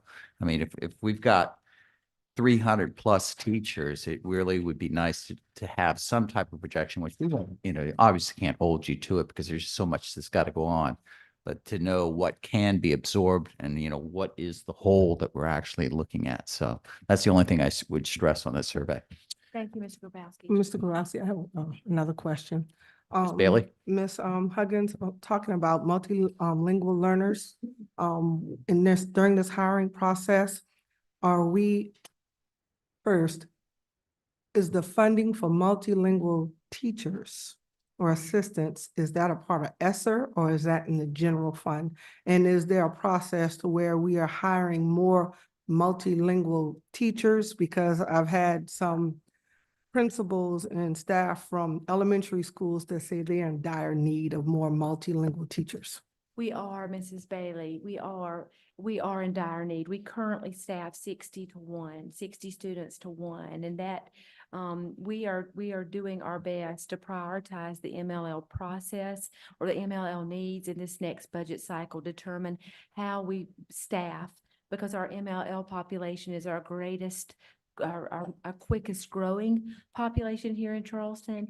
And so we've not only identified teachers as needs, but we've, as you know, from some of the schools you represent, we've also identified through the school data review process that we need more bilingual secretaries and parent advocates in order to support our families. And so we are prioritizing it in this budget cycle with various other things, and hopefully it makes the cut because it is a significant need in our system. Thank you. And I'll do this rapid fire and just ask my board members one question, if you have one question, Mr. Kelly. Ms. McKinney? Mr. Cohen? Ms. Robertson? Wallach? Dr. Temple? Idea. Ms. Bailey's question triggered my thinking about the MLL. When I think about teacher training and I think about our students, so many of us in education have had the opportunity to learn a foreign language. And I think that maybe we should be looking at the teachers within our system who have studied a language, and maybe with some professional development, they may be able to strengthen those skills and knowledge that they may have lost. I think that's an opportunity there. Thank you for sharing that, Dr. Temple. It certainly is. And Ms. Waters, you were out. I gave the board a chance to ask one more question. If you had one more question. Thank you. I had left one of mine off. So the teacher group meets on February 16th, and then you guys are going to bring a report in March. What's occurring in that time? I mean, I know some synthesis, but are there any internal groups? And I just want to know, because I can't actually make any of the other pieces. And so just wondering if there's anything else that I could pop into to just hear the conversation around the new curriculum. So the 16th is the opportunity for every teacher representing the school. They've already done the review at the building level. They've had the conversations about the strengths, the weaknesses, where the alignment might be from elementary to middle grades and all of that. And so that's an opportunity just for us to kind of interrogate the 5 choices. Okay. And so by the time we come to you with a formal recommendation, we will already have had the benefit from the community on January 30th, the larger teacher group in February, and kind of coalesce that information so that we can present an informed package to you in March. And so there's not necessarily at this time another opportunity for you to enter, but we were taking a look at trying to find a second date for community engagement. I think Dr. Temple asked us to extend the hours. We weren't able to do that. So we were trying to work with Trudy on another date to engage the community. And so that's not off the table. We can try to, again, work on an opportunity, because the more input, the more opportunity, the more face time that the public gets with this process, the better. And I'll qualify this, I think, for the benefit of the dais. The state of South Carolina, the South Carolina Department of Education, they've adopted. They've went through the process to adopt, to vet. And so the 5 titles available for elementary and the 3 titles available for middle have been adopted by the state of South Carolina. Our opportunity now is to select from the adopted list. And so I say that just to say everything on the table for us now to consider has been vetted at a high level starting last summer by the state of South Carolina. And so our job now is to discern what's the best opportunity for us to continue to advance scholars, given the historic outcomes that we saw this fall. We definitely do not intend to go backwards. Thank you. Excellent. Moving on to Mr. Grabowski, may I just add one more thing? If the board thinks that it would be beneficial, we could host some small groups of board members. We could host the group all together, obviously, but if we wanted to do a couple of days and you RSVP for a time that you might want to come in, because I understand that many of you work and your schedules are challenging, we certainly could work to do our best to host that. So we'll be back in touch with the chair and communicate with you all and see if that might be of interest to you. Excellent. Moving on to 5, Strategic Education Committee, the interim goal, career readiness. Thank you, Mr. Grabowski. This is an an information item, and the chair recognizes Ms. Huggins. Yes, sir. Mrs. Simmons and I worked with Dr. Epplesheimer, who's going to overview this interim goal 3.2 and our focus on student outcomes tonight.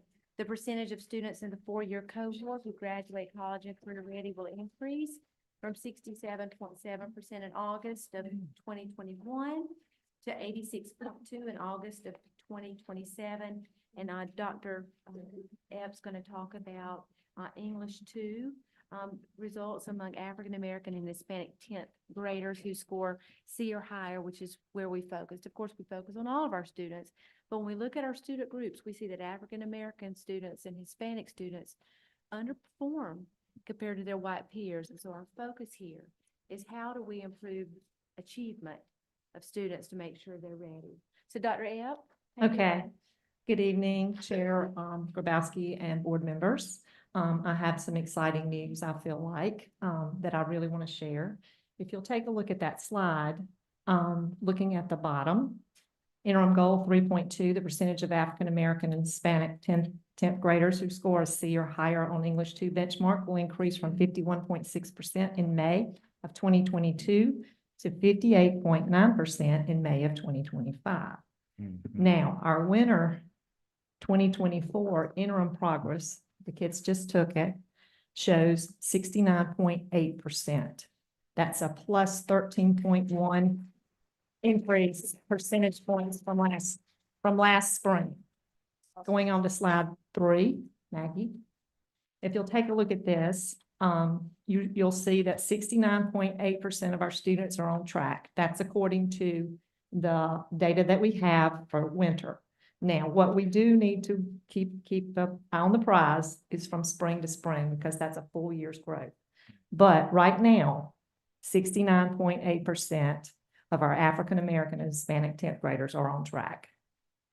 All 10th graders, 78.4% of them are on track. So that's good news. If you'll go to the next slide, Maggie. On the screen, you'll see some of the high leverage strategies we've implemented over this past year and that have contributed to these gains. Particularly impactful strategies would be our work around PLCs. And Dr. Williams has been an integral part of that. This is where we examine our benchmark data and unpack the standards. We look at what the standard is. How do we teach the standard?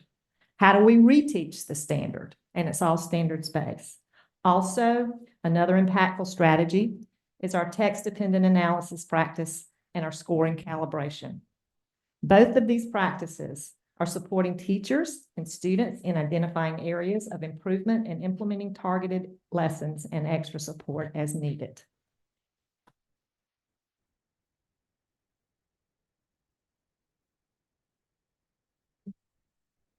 Any questions? The chair is going to open up the floor to the board for questions and recognizes Ms. Waters. Hello. What is the work, the benchmark, like what is the interim assessment and what is the how are you assessing college career ready? Okay, what we look at, college and career readiness has 10 different criteria. And this is just the interim goal that we're using.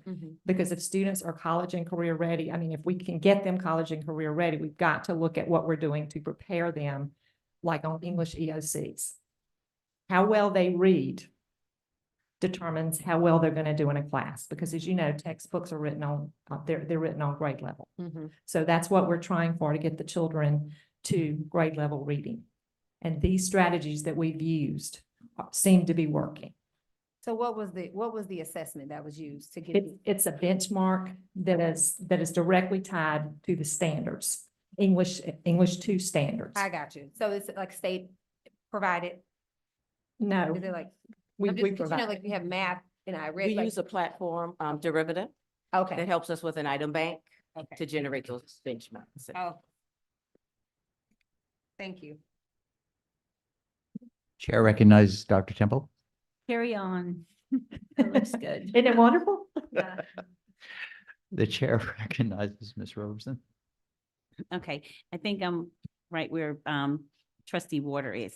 So on the state report card, this coming fall, we should expect to see increases in our English 2 scores, as well as our college and career readiness ma'am. scores. Okay, We're moving toward that goal of 86.7% by 2027. okay.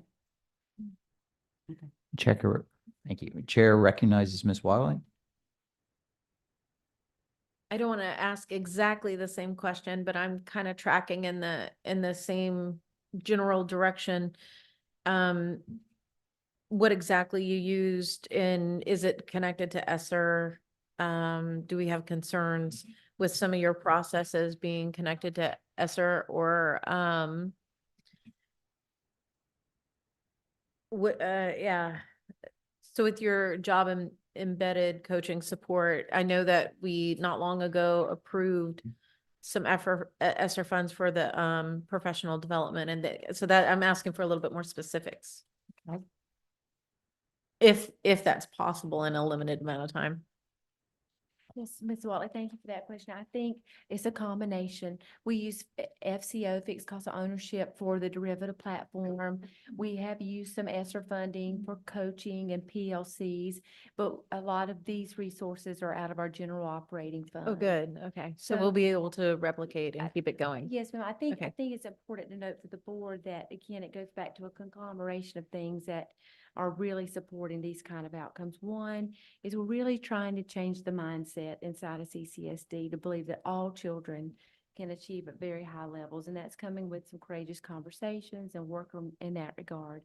We're also working with our leaders like Epp, and you heard her call Dr. Williams. This starts. It goes back to a question Mrs. Waters asked earlier. You can't intervene, and expect kids to be reading on grade level by the time they get in 10th grade, right? So it starts early. So making sure kids have a coherent curriculum early on and that teachers know how to plan around the PLCs. You've heard us talking about, Dr. Williams a couple of weeks ago talked about professional learning communities as one of our key strategies this year.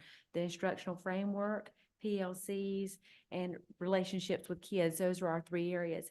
And we believe that those 3 things are directly tied to the results that we're seeing now. So different funding sources, but our job is to see where we're getting the most bang for our buck, pardon the phrase, and figure out how to fund that in the FY25 budget. So we do have some ESSER money tied in. A good bit of the derivative work is FCO, which, again, Ms. Simmons, that's right. It comes next month. Audit finance, it'll be more than 250, just FYI. Significantly more, right, Mr. Barrowe?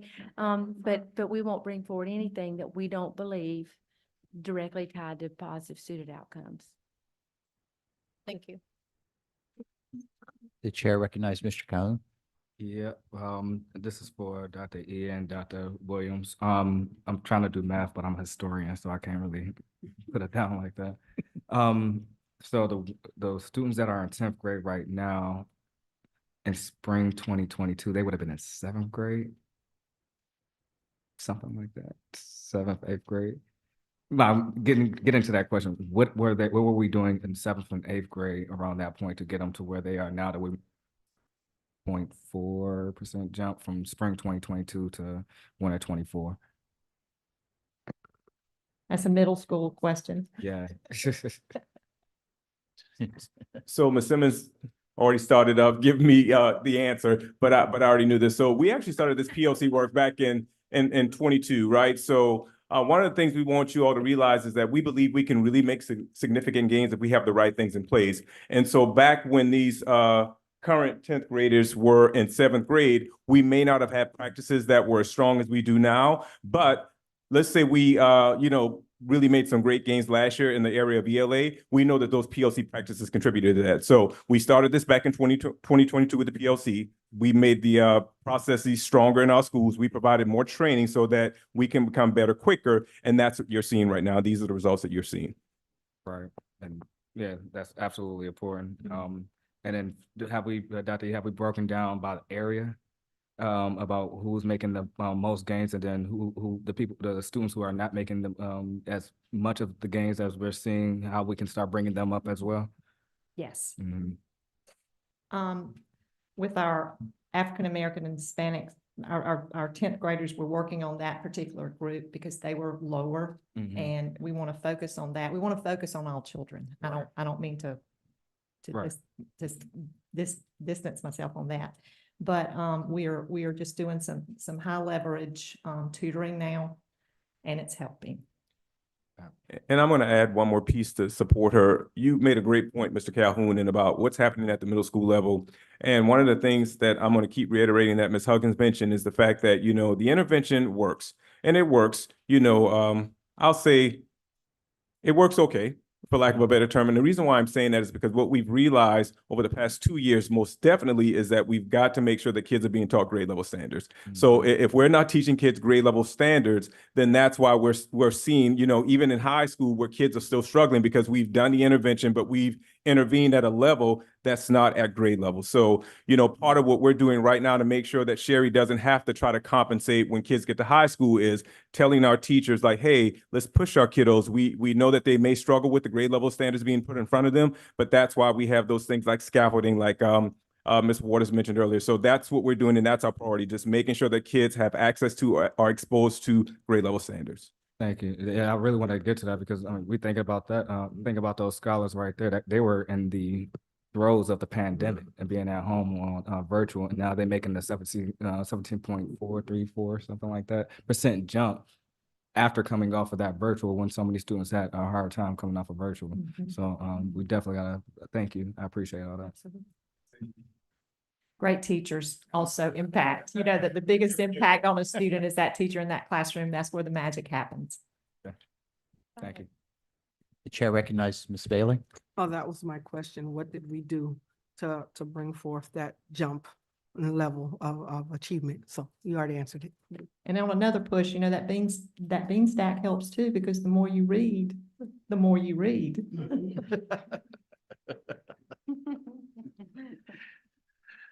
Chair recognizes Ms. McKinney. Chair recognizes Mr. Kelly. Thank you, Mr. Grabowski. I have two questions, and I just want to make sure I'm looking at this data correctly. The 69.8% that's shown on the slide, that is a fraction of the entire student body. That's not a percentage of the students that were in that 58% goal, right? That is the African-American Hispanic 10th graders. Now, if you look at the bottom of that slide, if we can pull it back up, it's slide number 3, Maggie. Of all the 10th graders, 78.4% of all 10th graders are on track now. Okay. I just wanted to make sure we weren't taking the 58% goal and saying we're 60% of the 58 are there. Okay, good deal. And if you look, I mean, if you look at that, at that bar, 51.6% in spring of 22, and then 56.7% in spring of 23, that was a gain of 5.1 percentage points just there. And again, looking at that 69.8% at winter, hopefully these children aren't going to lose anything. So we're very positive about that. Understood. The last piece goes back to the conversation around middle school. Do we know, I'm sure we do you have the data in front of you, what percentage of these students that are included in the 69.8% were with us in middle school versus transfers in from other counties or moves, things like that? I guess I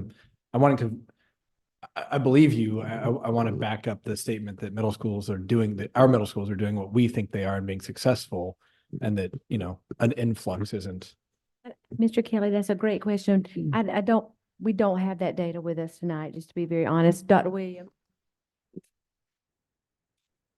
I was going to say the same thing I was going to add, but we can get it for you. But I would go out on a limb to say it will be a high percentage of scholars that matriculated from the middle schools here in CCSD into the high school. So we may have a percentage of kids that transferred in, but I would say that our kids who matriculated through our system would be higher. That percentage would be. Okay. But we can get that to you, sir. I really don't. But your guess would be it's 2, 3, 4%, something like of the total population. Okay, that's great. Thank you. Nothing else.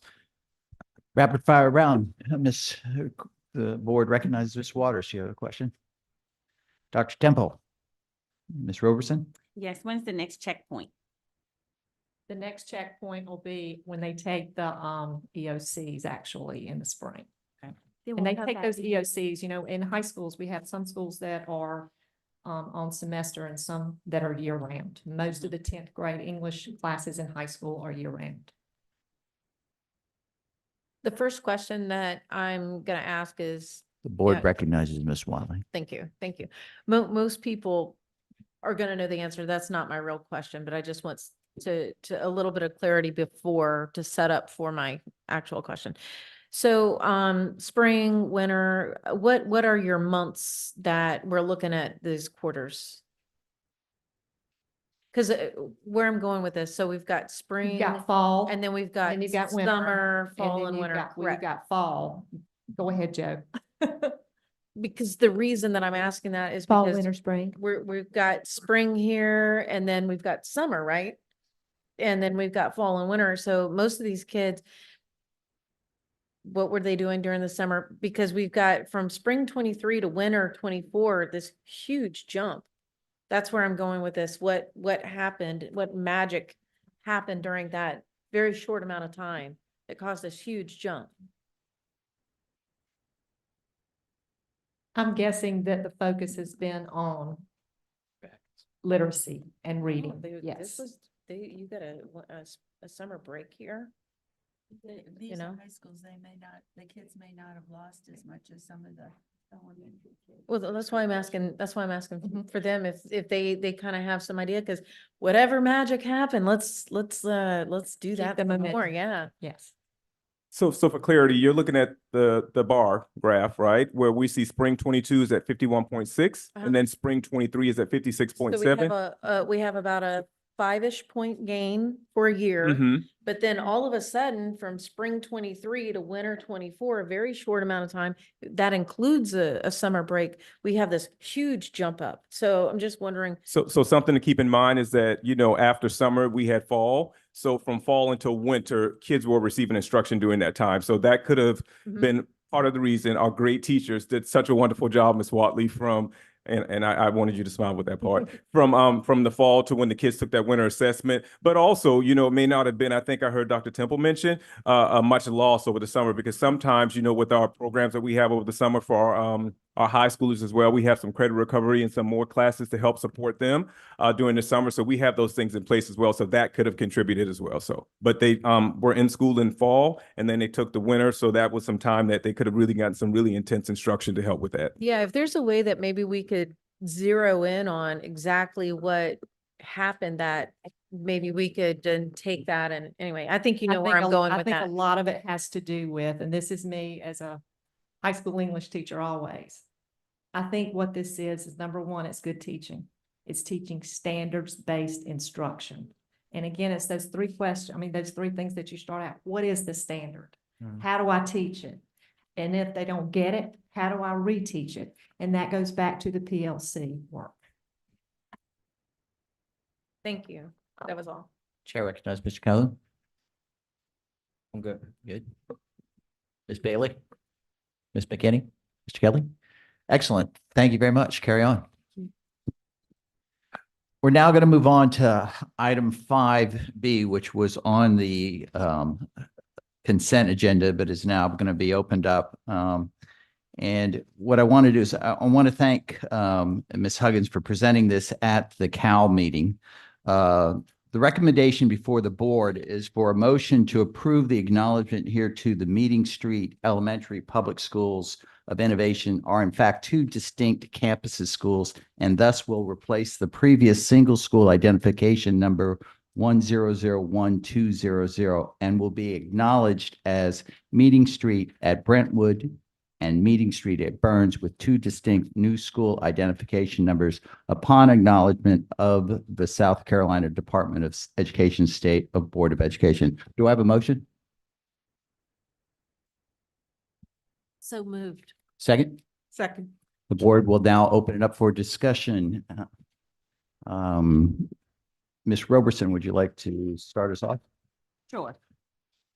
Ms. Huggins, my questions, after we had this discussion, at the COW meeting, It's related to financial implications. And I know an email was sent out saying that there are no financial implications, but I just really need to understand. One, when it was presented at the COW, it was presented as an administrative item. Yes, ma'am. And then being on audit and finance, I have to look at financial implications Sure. as well. So if we go from one building to two building, how is there not a financial implication to that? That's question one. And then question two is why now? Was there a request to have these two schools separated? And then question three, we have other campuses in Charleston County that they're under the same bed codes or SIDN now. Are we going to separate those schools as well? So I know it seems like an administrative question, but I just want to make sure, and when you answer, Ms. Collins, probably, that there are no financial implications, I need to know exactly how are you saying there are none? Because if we budgeted 17 million last year, are we going to budget 17 million this year and they're just going to operate the same? Thank you, Mrs. Roberson. Thank you for the questions, and I apologize if I did not do a thorough enough job, and I obviously did not at the committee of the whole explaining this. Number one, so currently Meeting Street at Burns and Meeting Street at Brentwood are already two campuses. Does that make sense? So we wouldn't incur any additional physical plant or other costs associated because they're already two campuses. So it's an administrative request to split in order to be able to hold each school equally accountable for the student outcomes at each site. So right now, there's a Meeting Street at Brentwood. That was the initial campus back in 2014. And then we opened the Meeting Street at Burns.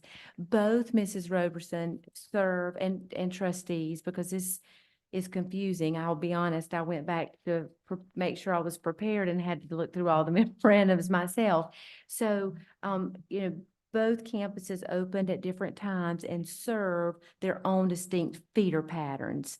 So there should be no additional fiscal responsibility to the district. It's simply administrative and making sure that Meeting Street at Burns has its own report card and Meeting Street at Brentwood has its own report card. Right now, all the students are reported on one report card. And it's it is two campuses. Correct. I understand it's two. Yes, two ma'am. separate buildings under one funding. I guess my question is why now? Is one school failing now and one school passing now? Are we trying to separate them so that when they come before the board for their renewal in 2026, that,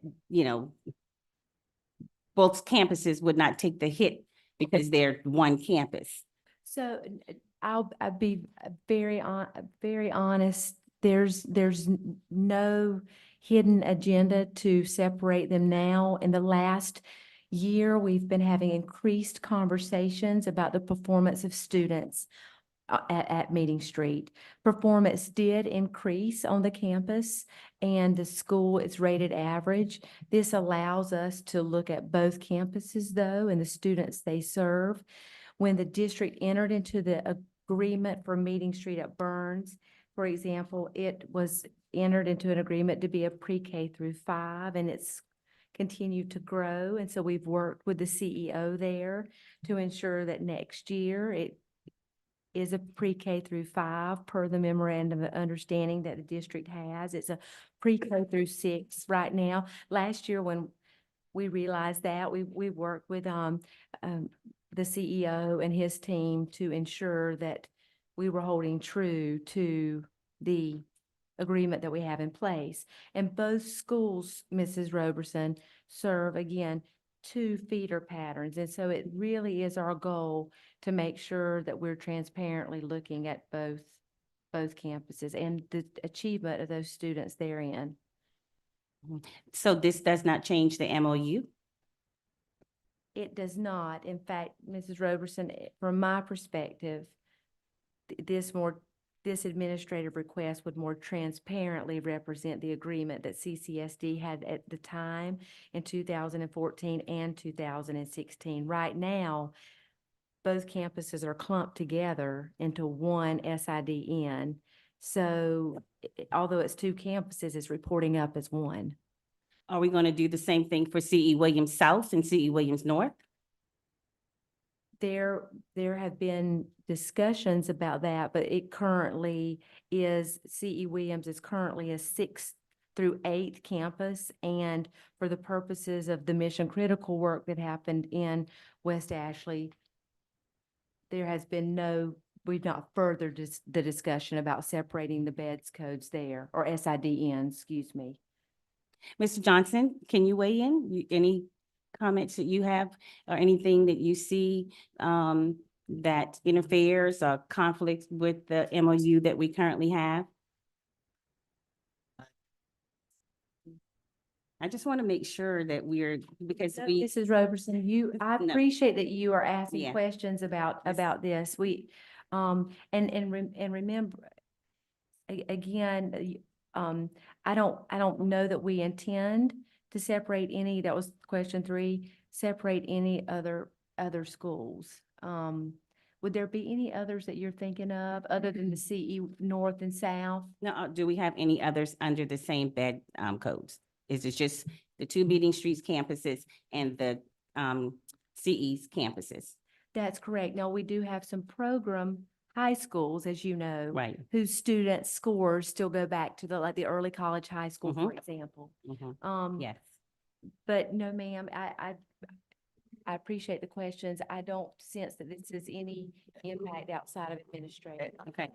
And Mr. Johnson, I know this is a legal question and I think it's a great question. I think it's a perfect question, but if you need additional time, I think tonight is not, and I do think it needs to be responded to, but it's your call. I had not previously seen the MOU, so I'm not sure that I'm fully prepared to respond to that question. My quick glance at it does not raise any particular legal issue at this point, but I think it will be, I could give you a much better assessment and a better opinion once I have a chance to actually review the document. That's fair. Dr. Temple. Yeah, I just want to clarify, I'm not sure I still have the answer, about the financial pieces. Are Burns and Brentwood, do they get one lump sum of money and then the CEO or whoever is there decide how to divide it? And if we go to the 2 new codes, will each school then be funded separately? Thank you for that, Dr. Temple. I think Ms. Carlin can give you an overview of how they're funded, but go ahead, Ms. Carlin. Yes, thank you. So on our general ledger, Meeting Street Academy at Burns has a separate vendor number, as well as Meeting Street Academy at Brentwood. They have separate vendor numbers, and it's all based on their enrollment. And so 2 different transactions go to Meeting Street Academy on a monthly basis, which we call their revenues. And so They're separate. they are separate. They also, just take it one step further, they also have 2 separate audits on Meeting Street at Burns and Meeting Street at Brentwood. So. All right, well, it's been a long time since the school was formed, so I think, I get questions about it. So, I'm just going to lay out all the questions at some point. We may need to discuss it. Is, how is this CCSD school different from our other schools? Are they exempt from state statutes and CCSD regulations? Who monitors these schools? Who's on their board of directors? What are their expenditures? Do their discipline cases go to the constituent board? Those would be some questions. I get those all the time. Great questions, Dr. Temple. We're happy to work with our partners there to overview all of that for you. I think it's important to note, it going back to Mrs. Roberson's question, at the time, the, Nancy McGinley, and I think the first, August 2014 was signed by the board chair, Cindy Bond Coates. There was, districts in South Carolina could only have one school of innovation. The law has recently changed, which allows districts to have more than one. And given that this is really in complete transparency too, it just seems more transparent to represent it as the two that it is. Thank you for those questions, Dr. Temple. Do any other board members have any questions? Mr. Calhoun? Yep, so actually it was getting down to what Dr. Temple just got to. So last year, Brentwood was, vendor's number, well, expenditure number was 0439. Then we have 04704 Burns. They both got about 7 million. So, That is correct. And yeah, it's because- actually their location number on our general Yeah, ledger. Yes, sir. Yeah. So I just want to just clarify one last time. We, unless their enrollment, unless their enrollment go up or down at either one of those campuses, we won't be seeing any type of larger expenditure coming from Meeting Street. No, sir, that is correct, what you just said. So with 0642 with CE Williams, I know that that's going off of their enrollment as well, but say if they were to split, would we see a drastic change in the funding for North and South? No, we would not see a drastic, we would just split the building costs Right. and separate it into two different locations. All right, that's all I got. Thank you.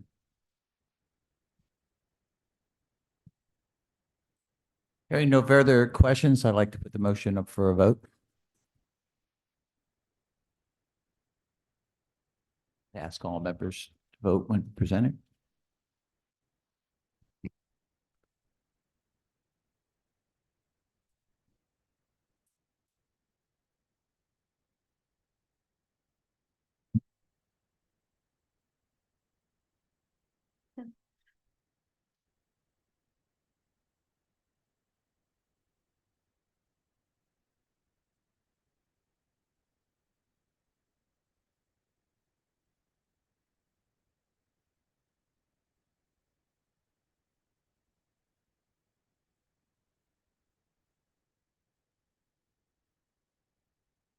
And the motion passes. Moving on to Audit and Finance Committee. To item 6A. And I'm really going to stress out to the public and to my fellow board members, as we go into this budget season. I think these audit and finance meetings are very, very important, and there's a lot of discussion. But at the same time, after these meetings, new information does come up. So, this is the time where, we will go through the motions and the board members will have an opportunity depending. But I really would like to see, to make sure that the public and my fellow board members know that these meetings at Audit and Finance take each one of these, motions under Mr. Calhoun's and Mr. Roberson's direction. It really goes through them. So anyway, with that being said, on 6A, I want to thank Ms. Shaw for presenting it to the recommendation to the board. The recommendation is for a motion. The board will entertain a motion to approve the reallocation of funds as shown on the attached resolution regarding the 2023 capital programs Phase 5 sales tax. Do you have a motion? Yes, I'll report as eligible. Do you have a second? Second. Mr. Calhoun? No, I appreciate Ms. Shaw presenting this at Audit and Finance and then also giving a summary at Cal. I have no further discussion on what we have. I would suggest it moving forward. Any other questions from any other board members? With that, I'd like to put the motion up for vote.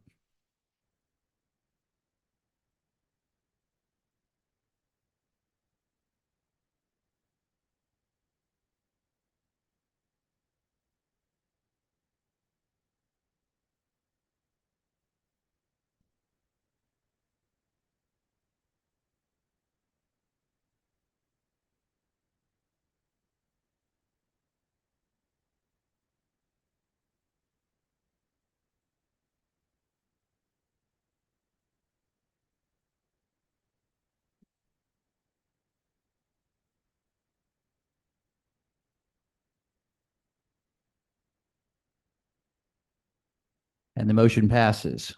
On to item 6B, which is the Head Start Early Head Start FY25 continuation grant application, which was presented by Ms. Foxworthy at the Cal meeting. The motion that the board would recommend, as per the Cal, the motion would be to approve the Early Head Start funding application for the grant period June 1st, 2024 through May 31st, 2025. Do I have a motion? Second? Second. Chair will open the floor for discussion. Mr. Calhoun. Nope. Thank you, Ms. Foxworth. I really appreciate you and look forward to keeping this going. Any questions from any other board members? I'd like to bring the motion to vote.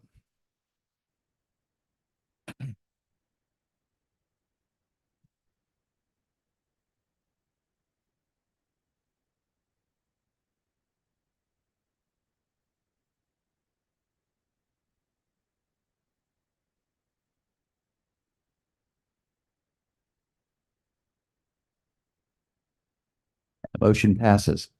On to item 6C, which is the purchases of contracts greater than 250. The board would entertain a motion to approve the list of purchases and contracts greater than 250 through December 13th, 2023, as presented to the Cal meeting. Do I have a motion? So moved. Second? Second. The floor is open for debate. Any questions, Mr. Calhoun? No, I don't see Mr. Craven here, so if you did have any questions, I would direct it to Ms. Carlin. Oh, he's on, he may be online. So if you did have any questions, I would direct it to Mr. Craven online. Any question from any further board members? Hearing none, I bring the motion up for a vote.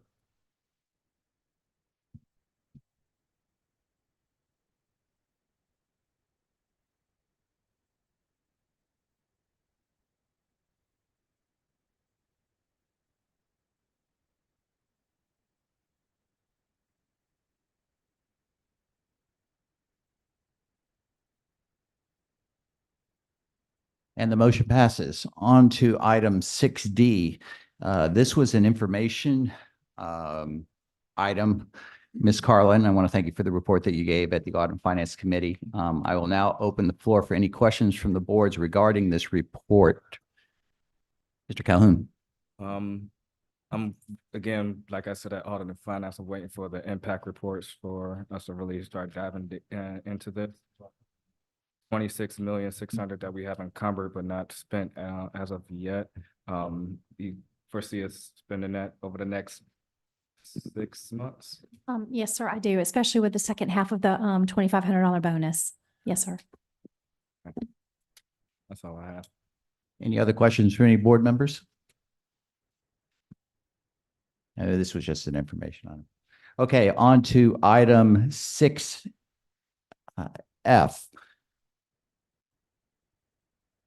6E, I'm sorry, 6E.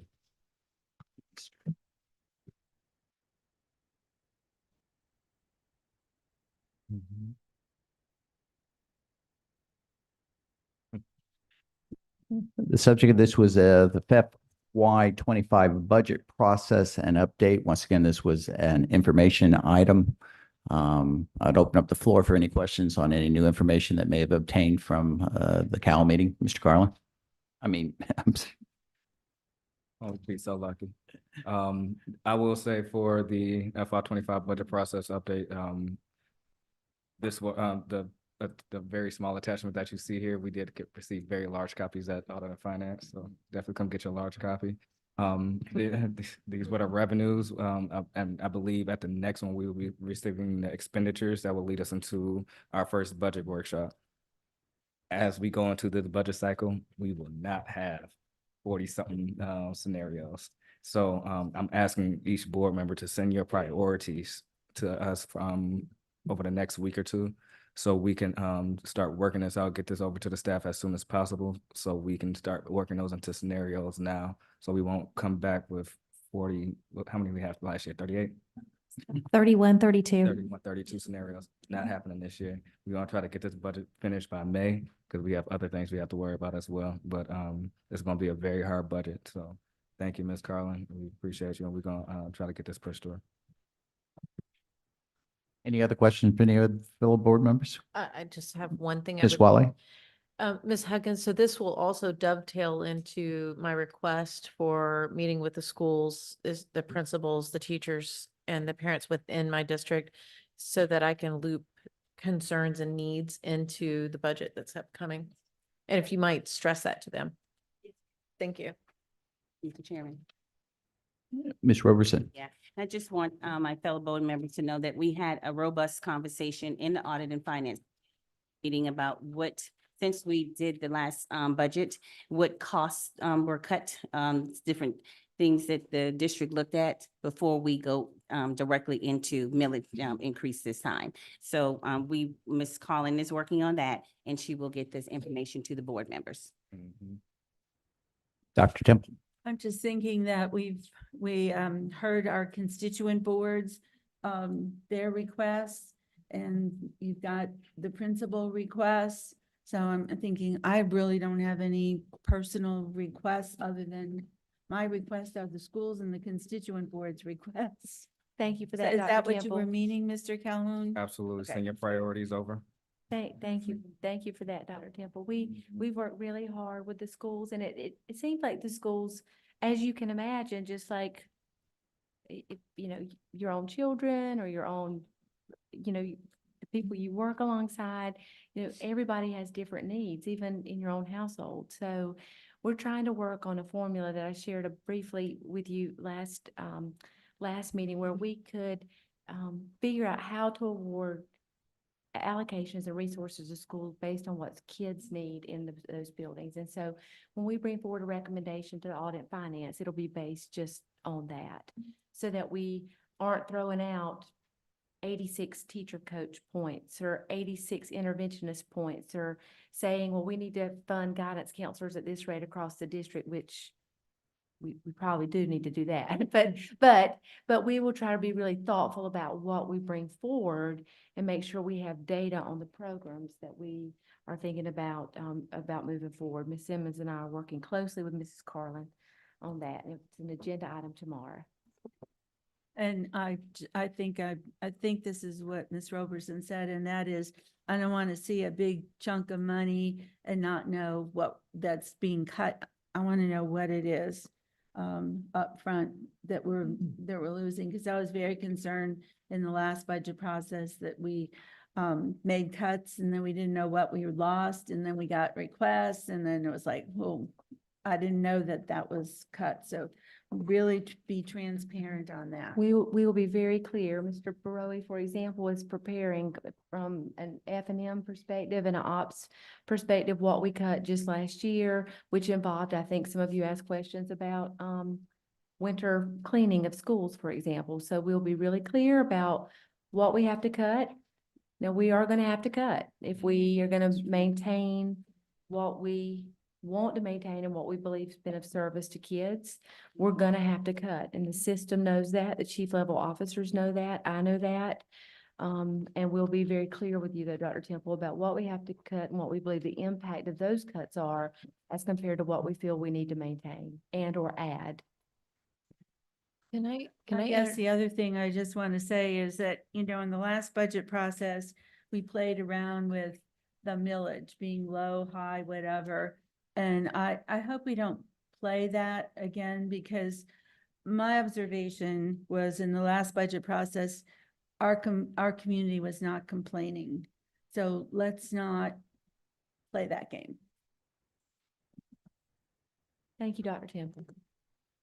The floor recognizes Ms. Waters. Floor recognizes Mr. Kelly. Thank you. I'd like to make sure I understand the 1110 line. Levies for current operations. That's a fancy way of saying taxes on the Charleston County Charleston County residents, right? Yes, that consists of real property and personal property. Okay, so in 2020, at $320 million, and this year, just short of $400 million, that's what we tax the people of this county. So $75,000-ish increase over 3 years. And we're showing a projection next year of $150 million, bad math, $130 million over 2020. Am I reading this correctly? Yes, you are. So to balance the budget, we're going to increase taxes again by 9.5%. Based upon what we're seeing right now, we are looking at one of our budget scenarios is to increase the millage rate again. By 9.5%. I wouldn't necessarily look at that percentage. We're looking at it from a different perspective than that. Yes, I see what you're saying, but whenever we actually show you why we need to increase the millage to support the expenditures that we want to be able to capture, it'll make a lot more sense than just looking at the 10% increase or the 9.5% increase. On top of the 7.5 we just did. The 8.1 we just did. Yes, sir. Meals, not percentage. I find that entirely unacceptable, just for the record. But Mr. Kelly, I don't think we have a full picture yet. So just bear with us as we work on, we don't fully know what our revenues are going to be yet, and we're working on that now. And so it's a little premature to give you an anticipation of where we may need to increase. But again, we already know with a $250 million of ESSER money transitioning that we're going to have to cut in order to be able to maintain what we know we need for kids. And so I'll echo something that I think Mr. Calhoun said a few moments ago. I do anticipate this being a significantly difficult budget cycle for us, probably one of the most challenging I've experienced in 26 years in the district. But we'll be transparent, we'll be prepared, and we'll come with an explanation as to how we've done what we've done before we ask the board its will, what it chooses to do. And for context, we already make up something approximating 50% of the tax bill in this county. So to increase it further, the folks around here, this country is already going through amazing inflation. We cannot make that worse. We appreciate that perspective. Thank you for sharing, Mr. Nothing, Mr. Further, Mr. Grabowski. Chair recognizes Ms. McKinney. Chair recognizes Ms. Bailey. Chair recognizes Ms. Wiley. I'm just going to be brief. When we're discussing the budget cuts, and what's going to be cutting, I certainly don't want to presume to tell the CFO as an expert or the superintendent where to begin cutting. But I would like to request that we can look at, start with the things that aren't going to directly impact the classroom. And can we take things away that aren't from the classroom and the teachers? And can we start maybe at the top here, since we're pretty top heavy, and then see what we can do with there before we get to the classrooms? So our goal in this budget cycle will be to fortify schools and classrooms first, Ms. Clark. So we have to be able to provide support to schools and classrooms, of course, but our goal in this budget cycle will be to ensure that we fortify classrooms so that kids have what they need, and so that the success that we're experiencing in our schools, particularly our schools that are that have children who are more at risk, are served and served well, so that we don't lose progress. And correct me if I'm wrong. The portion of our budget is 70 somewhat % that goes towards salaries. Mrs. Carlin, do you know that percentage right off? I don't know what, you're very close. I don't know right off the top of my head, but you're very close to the percentage of salaries and benefits. Could we maybe take a look at those We're looking at everything. Okay. Ms. Watley, we Thank sure you. are. All right. And as chairman of the Audit and Finance, I'll give you the last word. The floor recognizes Mr. Calhoun. I think I'm good. I just really know we have to look at the expenditures as they come in. And then at our next budget, at our first budget workshop, which is February the 12th. Yes, sir. February the 12th, that's where we're gonna have to truly start locking in, and please get in your priorities now so we can start getting those added in before we start getting the audit of finance, as well as that first budget workshop. Dr. San. Excellent. Moving on to item 6F, which was an information item on a presentation on the capital projects report on November 2023 by Ms. Costello. I will open the floor for any additional questions board members may have. The board recognizes Mr. Calhoun. I have no further questions. Thank you, Ms. Costello. Any further questions from board members? Hearing none, we'll move on to the item 6G, which was once again another information report on the monthly financial update for November 2023. I want to thank Ms. Carlin for giving that report. I will open up the floor for any additional questions by the board. Mr. Calhoun. I had no further questions. Thank you. Any board members? Hearing none, we will move on to item 7A, which is the motion by Ms. Watley to approve a recommendation. The motion was requesting the creation of a policy committee. And do I hear a motion? I so move.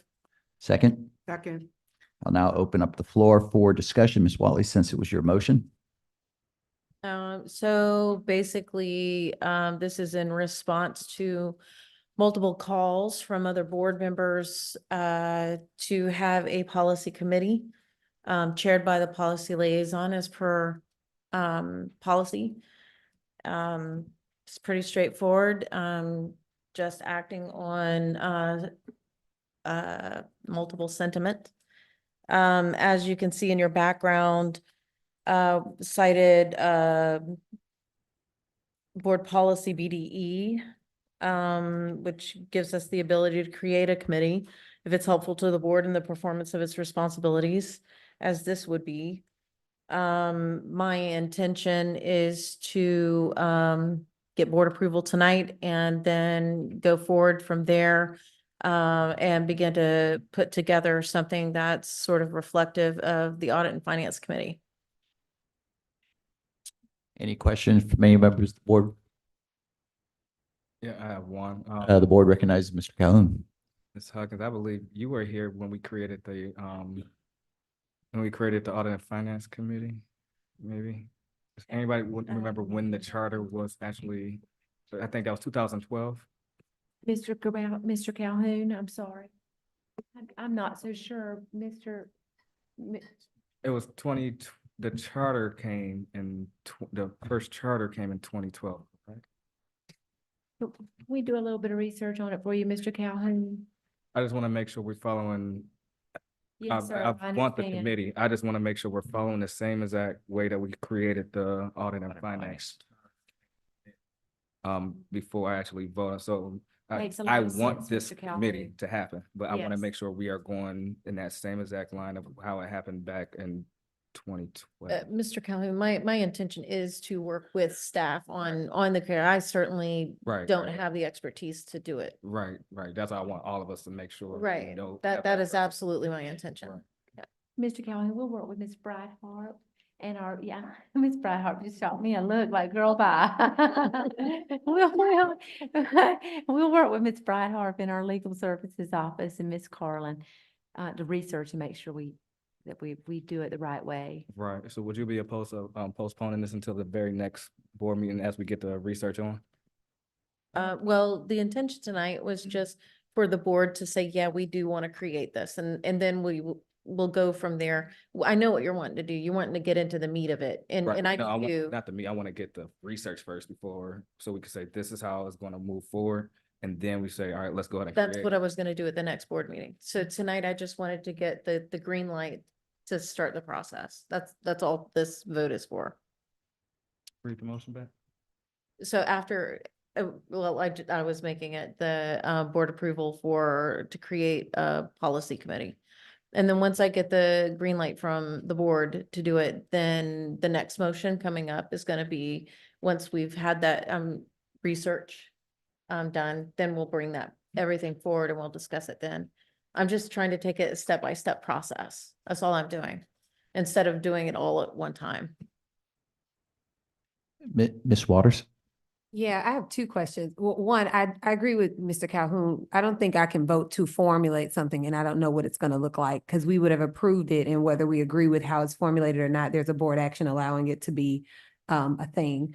But then secondarily, when I read this on the agenda, I didn't have any questions because I thought it was an internal board committee. So this is for members of the public to be a part of the policy committee? See, and that's what I'm not, I didn't take it there yet. I just wanted to ask you guys basically for permission to start the process. So I can't even answer all of that yet, but similar to what Audit and Finance Committee is like is kind of what I had in mind. Well, I'm just asking because they have community members on that, Right. and we are supposed to set policy. And also the biggest actor in it is actually the Office of the General Counsel that actually Right. monitors and keeps track of these things on a Right. regular basis. So roughly in my mind, I was definitely thinking about human resources, general counsel. If we did anybody from the community, I want it to be like teachers, principals, people that are actually impacted by the policies that we create, just to hear. And again, it's as an advisory. We are the ones that are tasked by policy to govern through policy. So, but I wanted to hear from people how they are personally impacted by the policies that we create. So, as far as like community members, that would be the way they serve. But again, this is just stuff that I've been thinking about and haven't discussed with the staff about the proper way to structure it. I just wanted to hear from you guys about, since so many of you had expressed interest in creating a policy committee versus just having the liaison. And so I was gonna wait to hear from you before I started that whole process.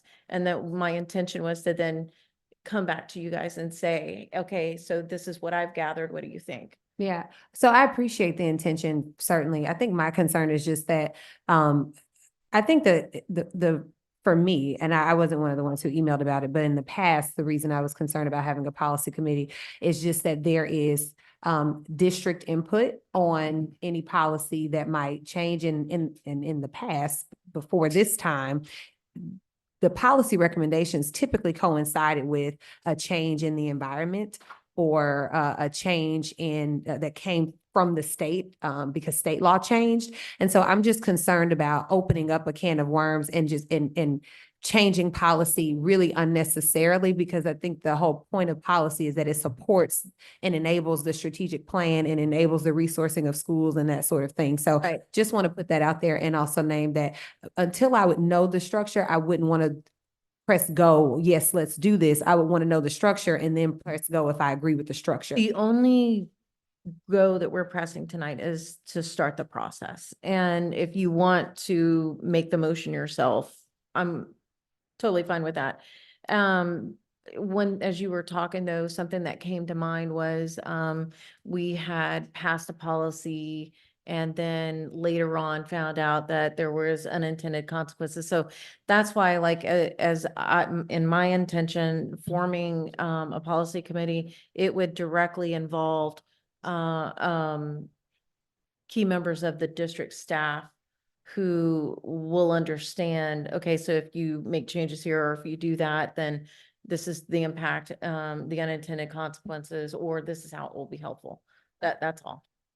If I could step in and make a recommendation, hearing the concerns and knowing the process, would you be acceptable to putting forth a motion to create an ad hoc committee that would do the fact finding and do almost everything you're asking for right now, and then and then bring forth the actual charter for approval? However you would like to proceed is fine. I think that would be, if any board members have any changes? So I'd like to make a motion to form an ad hoc committee. Well, I think there, That motion was technically, was there a motion already made?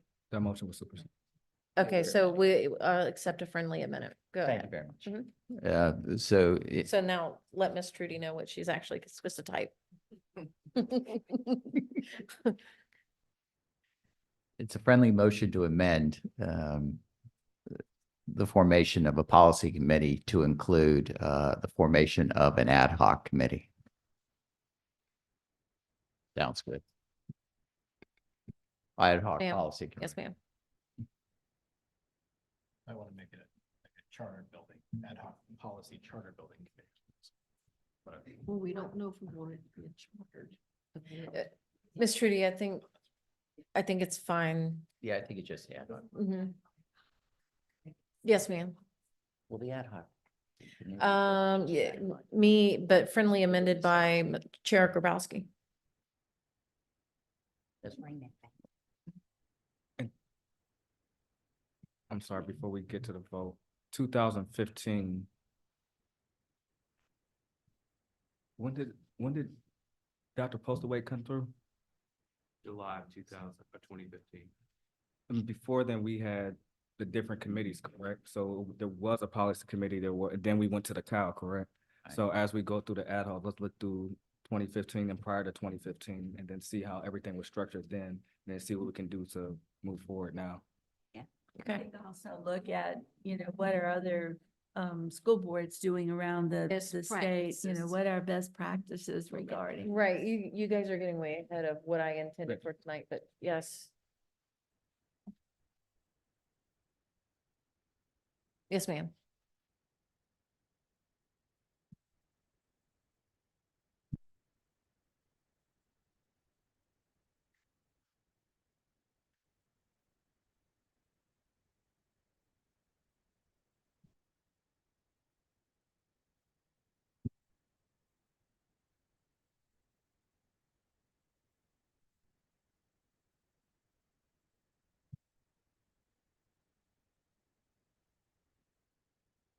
And the motion passes.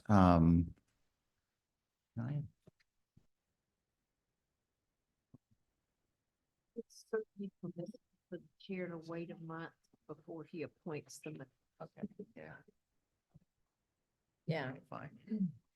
I had to do that one time around. Yeah. I waited. Okay, we will move on to item 9, which is executive session. Okay. This. 8. Oh, 8. Oh, jeez. My eyes is getting late. The chair will entertain a motion to convene into executive session to consider items covered by attorney-client privilege. These items include student placement appeals, students out of county requests, personal matters, and legal reports. So moved. Second. We are adjourned 42nd. Well. Adjourn. Recess. We are convened in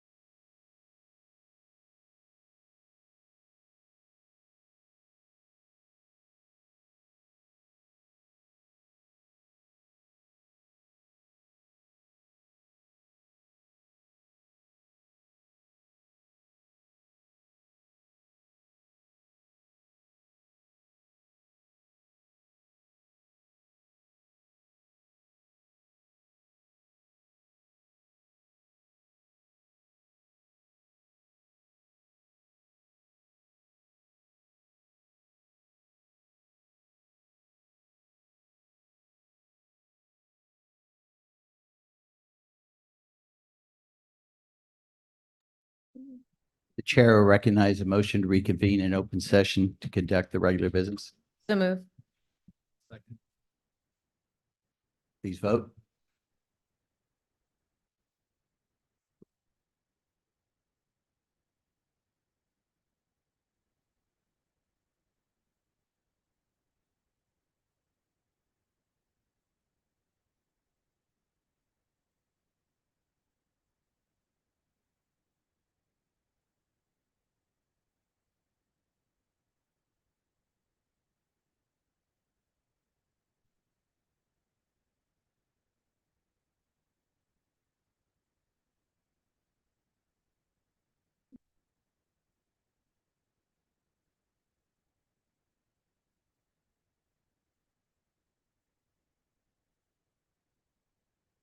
And the motion passes. On to item 11A, possible actions of executive session items. 7A is a student placement appeal pursuant to South Carolina Code 3470A1. Dr. Temple, do you have a motion to chair and entertain?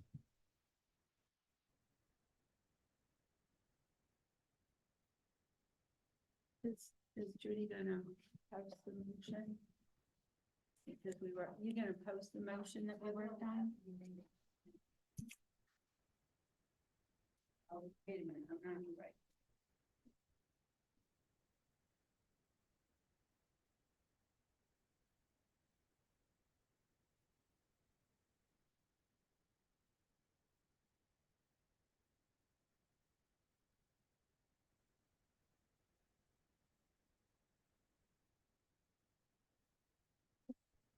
See it posted.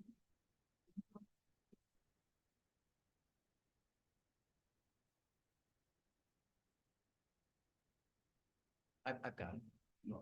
Read it, because I didn't write it all.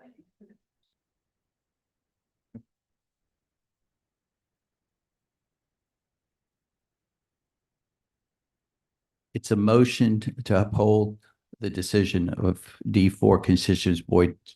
Hold on. Ms. Rudy.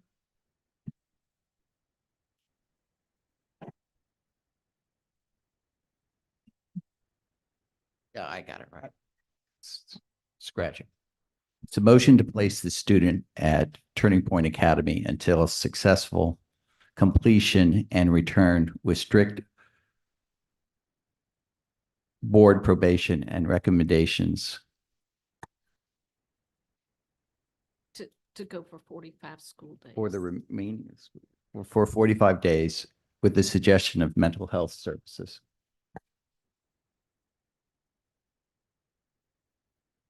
District probation for the remainder of the school year. The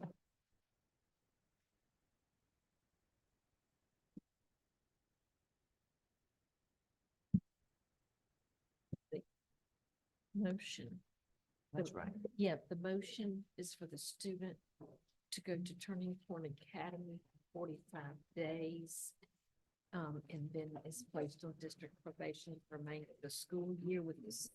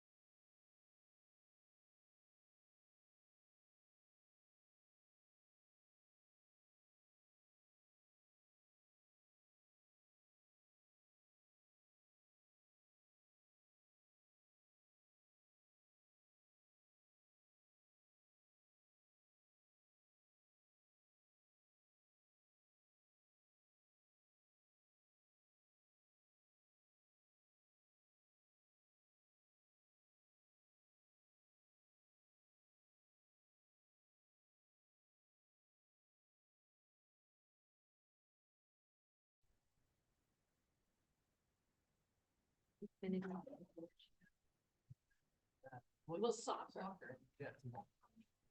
Oh.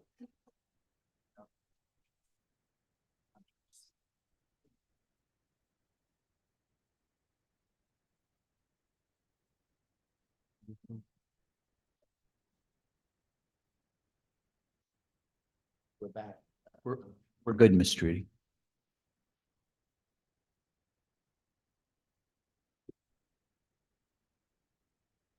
Excuse me. Refresh your screens. We are back online. Refresh your screen. If all the board members could refresh their screens. Yeah.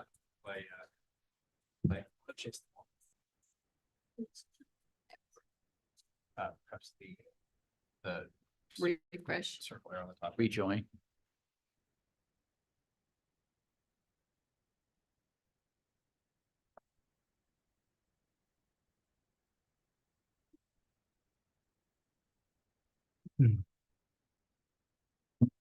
Now for yay. We gotta decide to do it.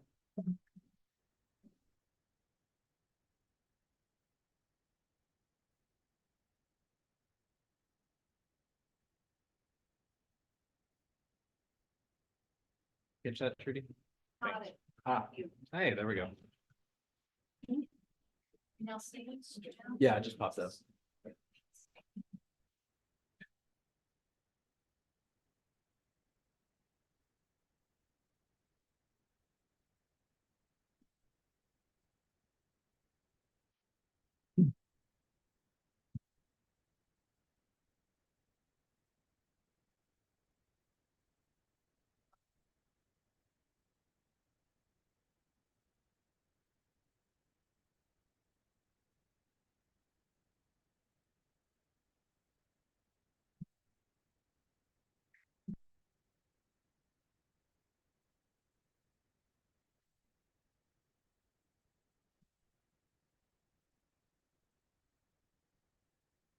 There it is.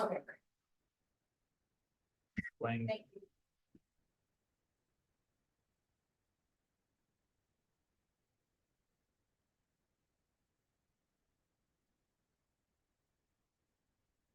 And the motion passes. On to item 11C, or no, B, 11B. I move to expel the student for the remainder of the school year with services. I second. I'd ask the members, please vote.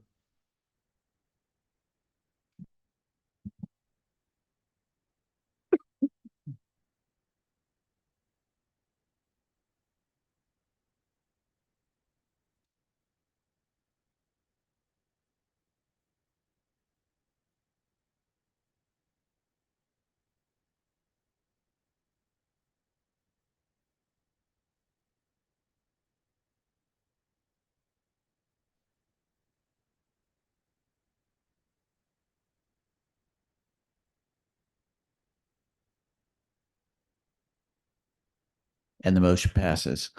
On to item 11C. I move to place a student at Daniel Jacobs Academy until successful completion of the program. Second. I'd ask the members to vote.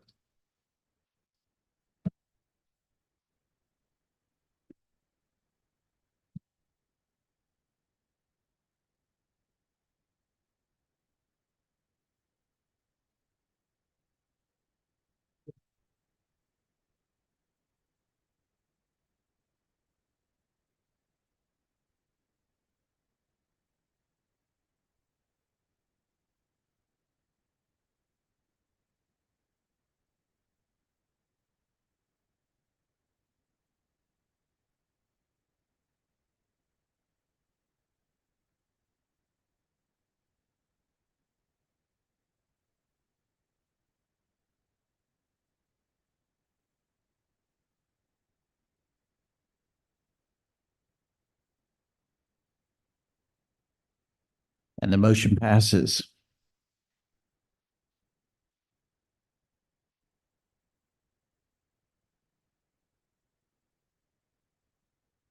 On to 11D.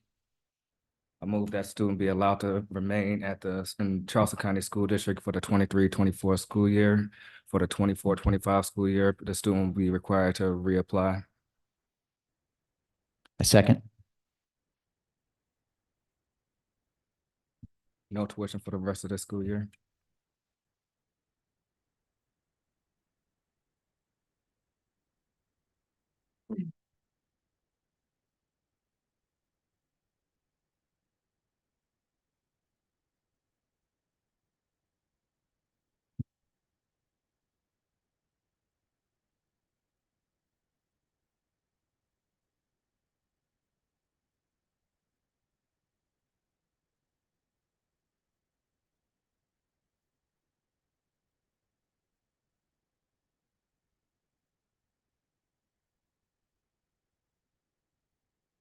No tuition for the remainder of this school year.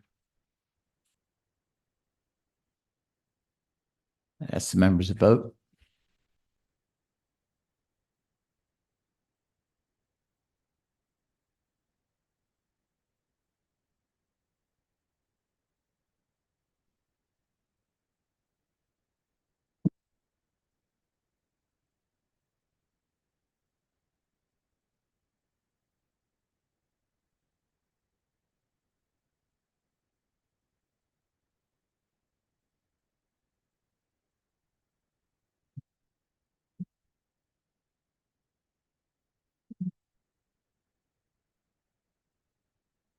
And the motion passes.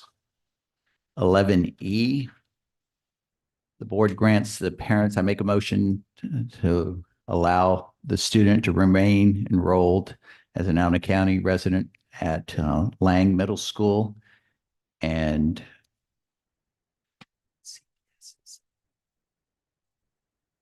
CPS is Carolina Park Elementary School until the end of the current school year, with the ability to reapply and for the 2025 school year, with tuition being waived for the remainder of this year.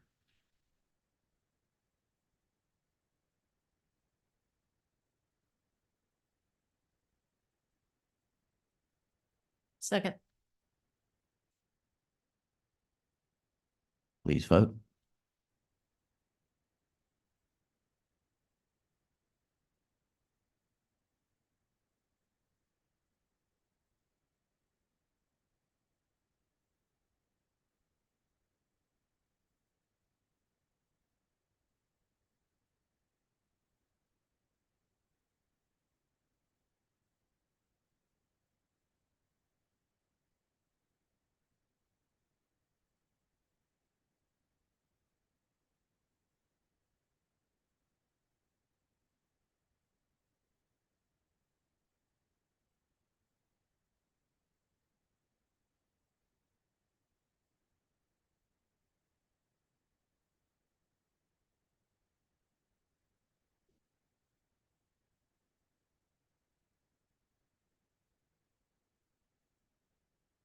And the motion passes.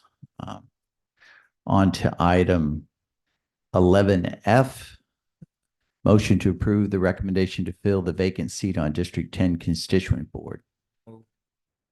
Second. Ask the members to vote.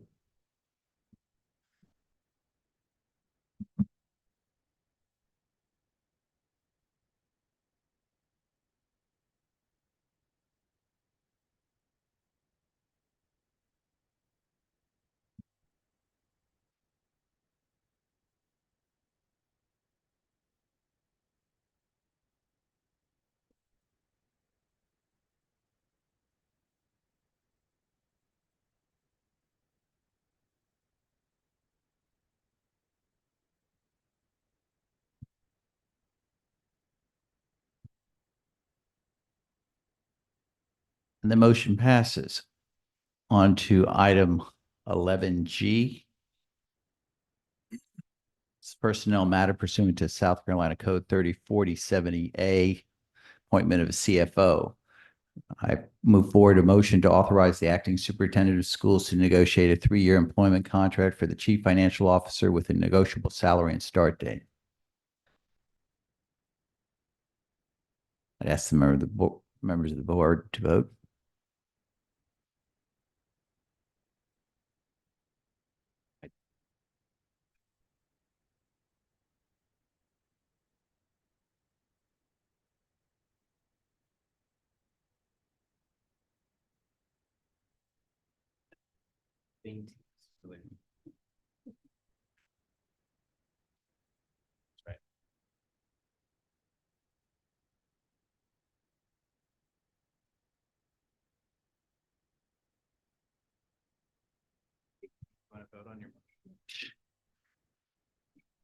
We're all starting to zone out, I think.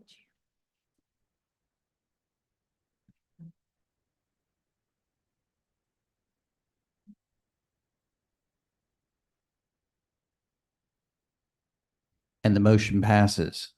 Autumn, on to item 11I, the receipt of legal advice regarding Anita. Oh, I'm 9I. sorry, skipped. Well, 9, there was no, you can't.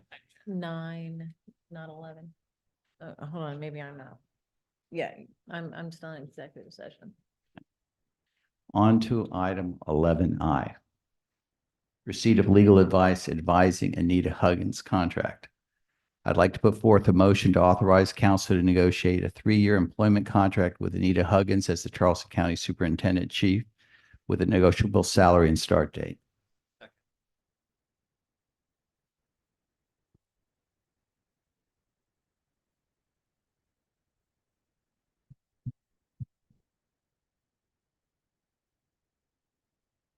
Repeat that for.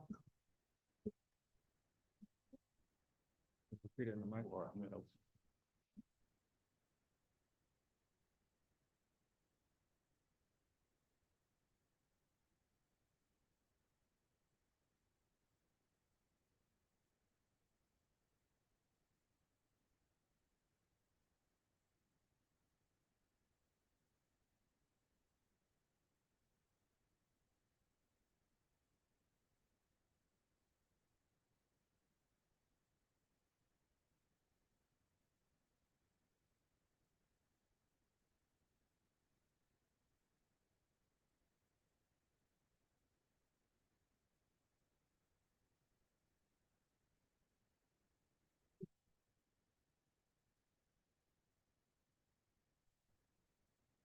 As I made the motion, I will be the first to make a statement in support of the motion, and then I'm going to open up the floor for further discussion from my fellow board members. I believe that Ms. Huggins has done an extremely good role in her position as deputy superintendent over the last period of time. I think she's more than qualified. I think this district really needs stability, and I think she's probably one of the best candidates that I've had the pleasure of working with. I will now open up the floor for discussion. Is there anyone who would like to speak against the motion? I would just like to say, The chair recognizes Mr. Calhoun. Oh, I'm sorry. There was a second to the motion. Mr. Kelly seconded your motion. Yeah, that's what I thought. The board recognizes Mr. Calhoun. I would just like to say, I'm not against Ms. Huggins at any point in this. My issue comes with us not going through the process. We have processes for everything. We have to go through a process. Ms. Huggins can apply, even if she's the only person that we have. Let's go through the process. We go through the process with everyone else. We make her go through process with other folk that we don't even need to be seeing. So we cannot, why do we have to, the only time we have a chance to do our job, that's the time, this is where we should take that time to do our job. Whether we go through a search firm, whether we do an in-house interview, we need to do our job. And I'm very upset that things start piecing together, and I'm starting to see how things are piecing together about why are people asking me about this from last week. And I didn't get a call from you, and you were putting this motion up. I thought we were looking at making her doing a letter of agreement for the acting superintendent until we can look at, because why else would we have superintendent search discussion if you're not even gonna have a superintendent search? The only reason I thought we were talking about making this, which I would be fine with, is because you had that superintendent search discussion down there. That threw me off, and I don't appreciate that. We talk all the time, especially all of the finance stuff.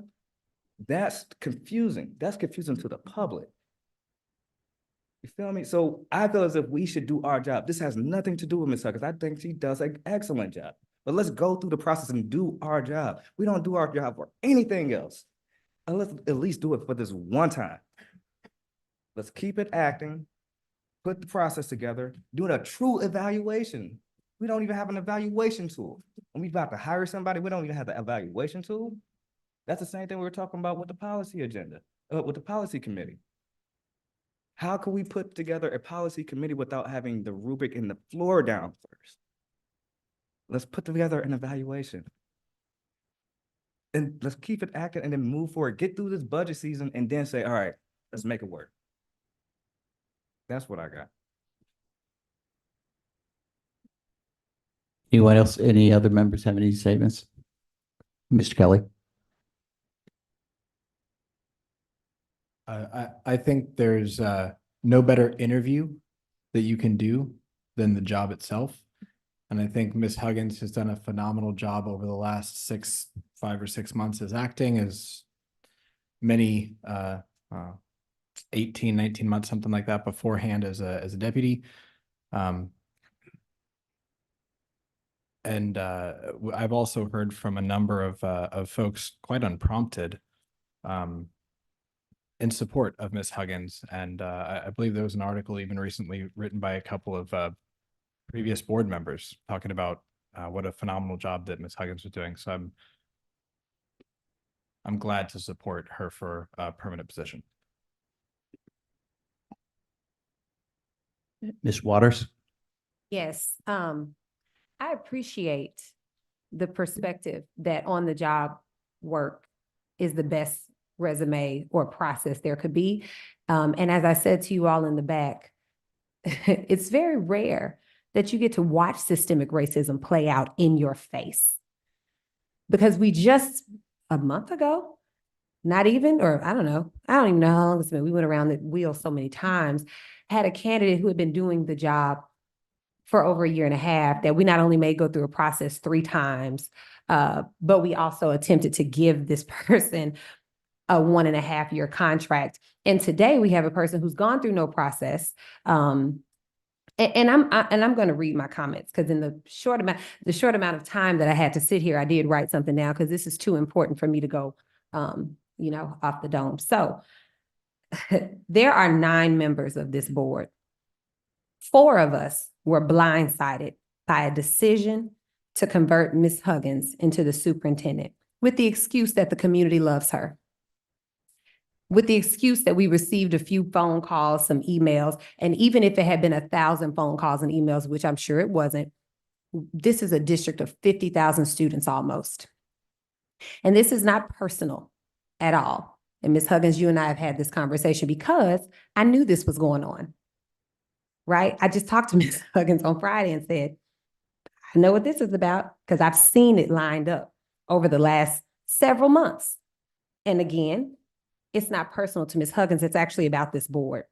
So as nice as individual phone calls are, they do not constitute effective community engagement.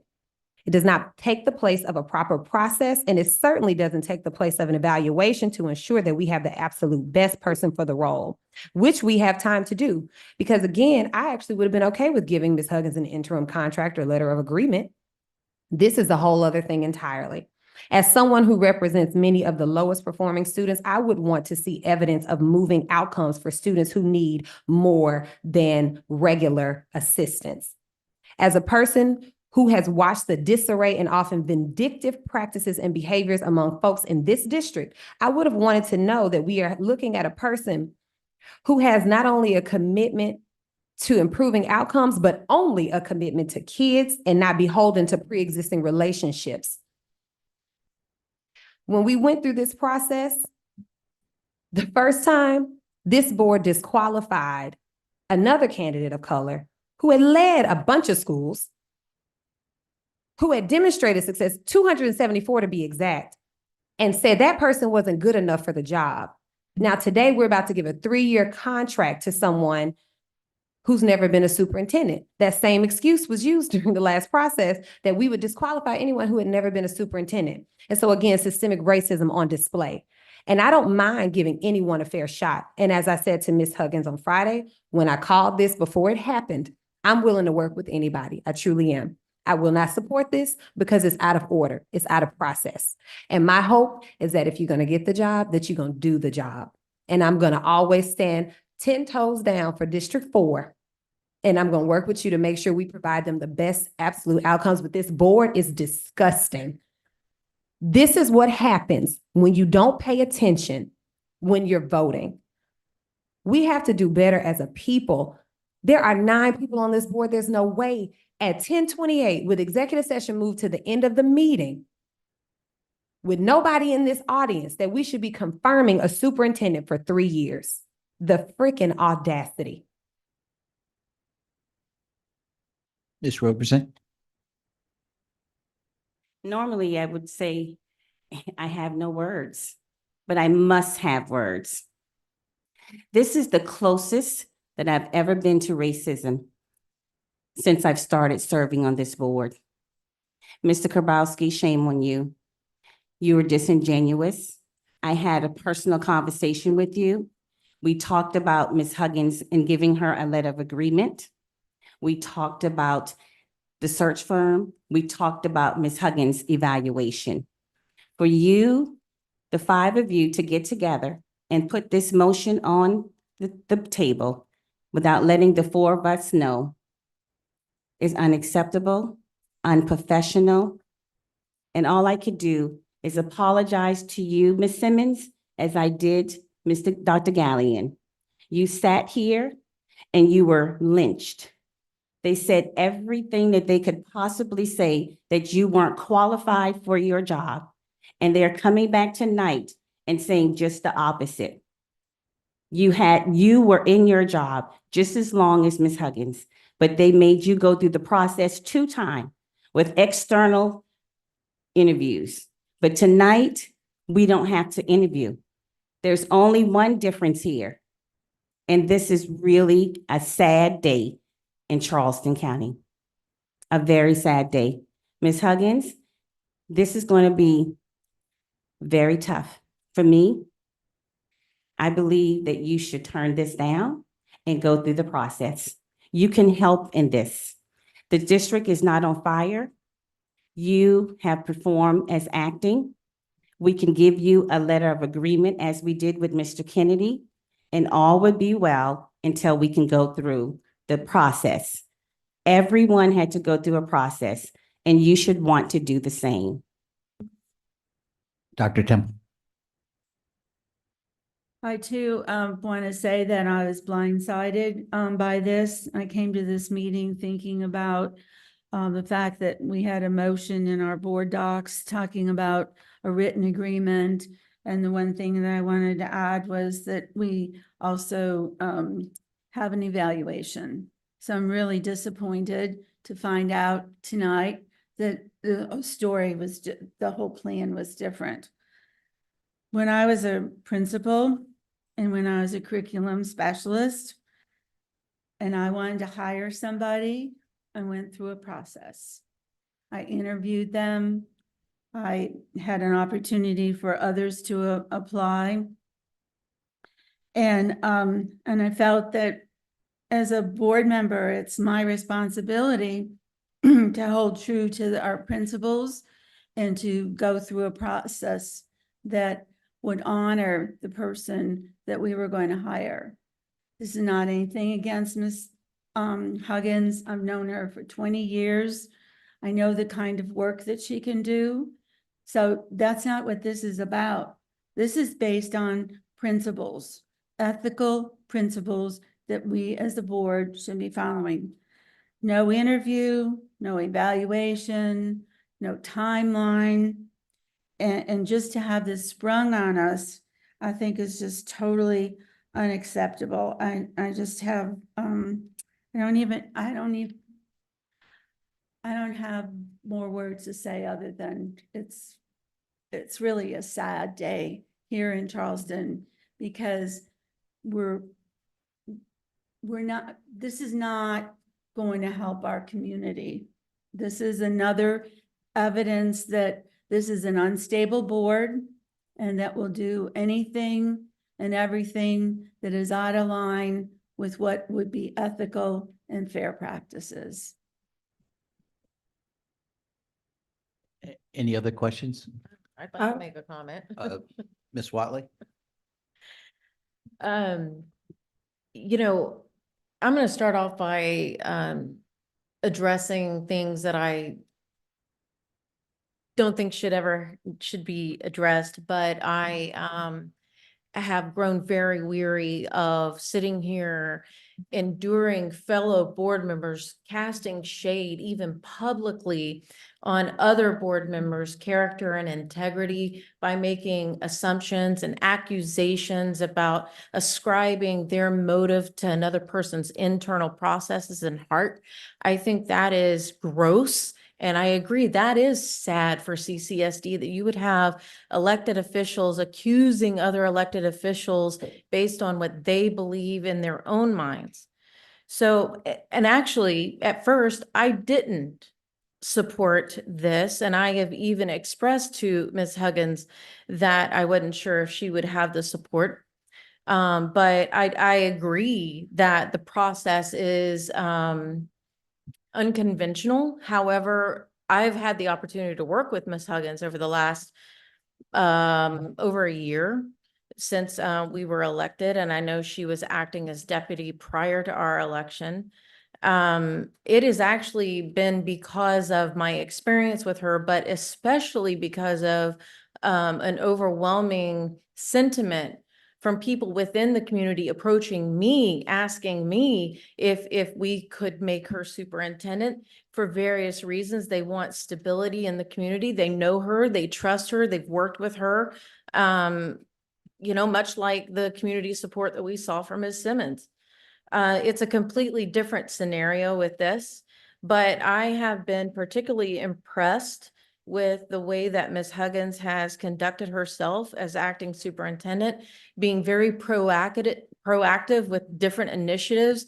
The work that she's done with North Charleston, where I'm from, by the way, and her work with being proactive and going forward with the newly elected mayor of Charleston, and how she has a reputation for being very collaborative across the community from every walk. I have heard from people from every political portion of the community across the aisle. I've heard from people from in fact, I've heard from a lot of people from the Black community, as well as the white community, conservative members of the community, as well as liberal community. And I mean, I have been very hard pressed to hear anything negative about her professionally and the job that she's been doing. And it's because of that it's brought me on board in entertaining supporting this. And furthermore, ever since November, I have only spoken with one board member. So it's not like the accusation that the five of us got together and had secret meetings. That never happened. I've spoken with one board member, except for when we went to the agenda setting meeting on Tuesday, where the three of us were there. So I resent the accusations, and I think that is in very poor form, and it does a disservice to our community, and it's divisive. So anyway, I support Ms. Huggins because she's had on-the-job interview, and she's done a great job. And I feel like this is really what our community needs right now. We need a reset. We need to take a deep breath. We need stability. So there, I leave it with that. Ms. Bailey? I think of this not as a sad day, but a bright new day, a new beginning. And I have every confidence in Ms. Huggins that she will do an excellent job. I have never talked to anybody across this district about her becoming superintendent. The only thing that I have heard in this past year of talking to principals, teachers, and others across this district, It's about the love that Ms. Huggins has for children and the good job and the honor and respect that many principals and teachers have for you across this district. And I don't think it has anything to do with your color. I could care less if you're black, green, red, yellow, purple, or blue. I see your heart, and you have a heart for the staff, the district, the students, and the families of Charleston County School District. And yes, our district needs stability right now. Ms. Huggins knows every school and every part of this district and these communities, and people respect and honor you. And I will respect and honor you today because you have a heart for these children. And that's all I have to say. God bless you, and our prayers are with you. Ms. McKinney. I'd like to say no comment because that's a hard act to follow. But I truly believe each trustee, the main goal is achievement of our students. And having Ms. Huggins as our superintendent for 3 years will assure us that our students get the best they can get and they deserve and that we want to give them. And I will say that later in the agenda, an evaluation is brought up, so it's not being ignored. We would be honored if you said yes. Any further questions from any of the board members? Ms. Waters. More of a comment, just that want to underscore that it was acknowledged that there have been conversations, time for certain people to mull this over and and time for others to continue to be left in the dark. And again, want to be sure that I make it clear that this is not about an individual. This is about impropriety once again. And like I told you all before, I was kind of prepared for you all to make a move like this. I just gave a little bit more credit, I think, than I should have, because I thought surely you would want the candidate that you support so much to go through a process and be fully vetted and not get the position in this way. That, to me, is actually doing Ms. Huggins a disservice. And you're not even thinking about that, because to get what you want, you just gonna move full steam ahead. But there's always disadvantages. And again, or disadvantages and advantages to everything. But again, even if you received 1,000 calls, which none of you did, that would not be representative of this community. And we have a responsibility to voters, not the people that attend your groups, not the people that you know. We have a responsibility to all the voters. Ms. Roberson. Yes. My final comment is that I know the same thing that I know about Michelle Simmons as she worked in her position. She received the same accolades as Ms. Huggins, but she had to go through the process.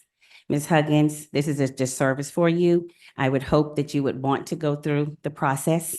And I hope that this board will stop the shenanigans, because Ms. Watley just said that Ms. Huggins, she did not know that Ms. Huggins did not think that she would receive the amount of votes or support. So obviously there was some conversation. So this is not something that 4 board members are making up. There was conversation about this. And again, it's unacceptable as trustees for us to continue to be in storming. We cannot ever move to norming, because you all, the 5 of you, always pull a fast one. I have a comment because I'm sick and tired of this. Ms. Bailey. I am so sick and tired of the manipulation and deception here. I'm so sick of this. I'm not going to have one person, not one more day, question my honor or my integrity. I didn't talk to anybody else about anything about Ms. Huggins, okay? And what I feel about her and what I've known about her for the past year, She is the right person for this job. She is more than able. She is more than capable. And you're doing her a disservice by trying to make her feel guilty for doing what's right for all of these children across Charleston County. She knows what's expected of her. She knows what these kids need, and she should be given the opportunity to make it happen. Then So go how through an about you interview. give her the opportunity let and her the interview. time to Ladies, make it ladies, happen? Let her interview. ladies, the chair is going to close the board for any further debate and it's going to ask the board members to make a vote. To vote.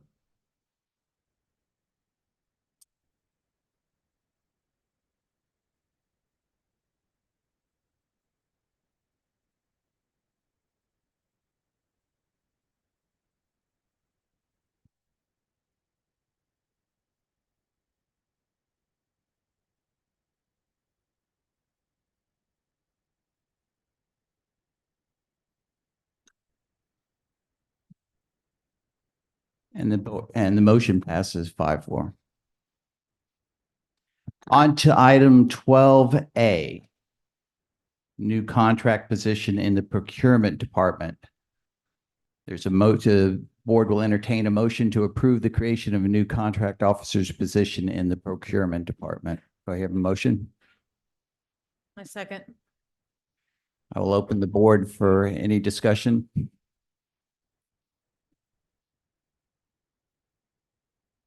Is any board member would like to discuss this motion? Then I'd like to put the motion to vote.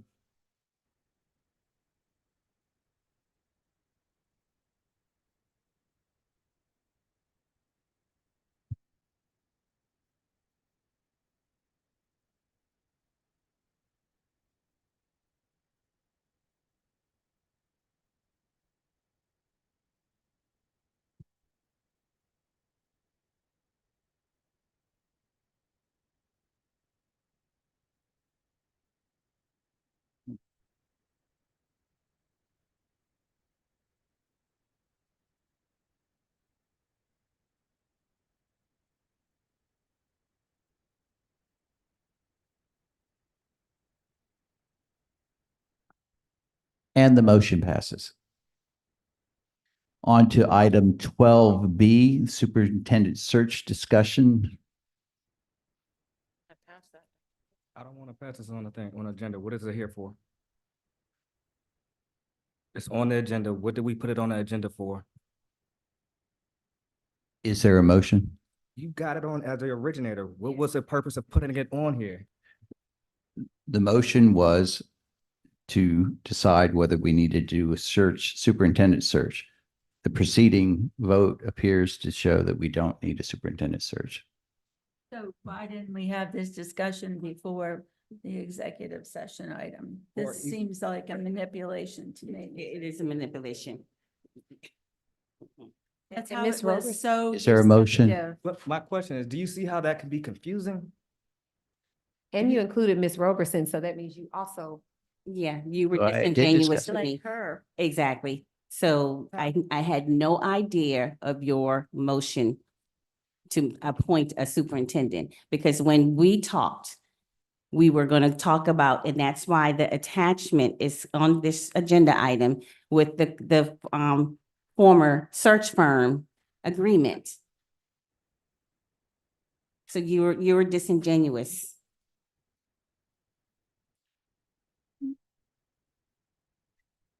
There's no motion. Move on. Um, On to item, I have a question about this actually. If we were to make a motion, what would you suggest the motion be? well, since there was a motion to enter into a contract that passed, this motion is no longer needed. Sure, so do you, it's just, it's like you're playing with it, like why would you put both on the agenda? Why would you Because put if a one motion superintendent doesn't search? pass, then you would have this motion. Even, you can, exactly, you don't need to. It's like rubbing it in our face, like. Then make the motion. Let's move on. Yeah, so we have. On to item contract. 12C, we're which is to looking at- create an ad hoc committee for purposes of establishing an evaluation of the acting superintendent. I'd like to volunteer to be on the ad hoc committee, Mr. Chairman.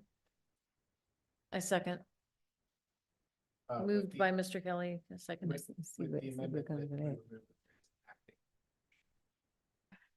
I'll accept that.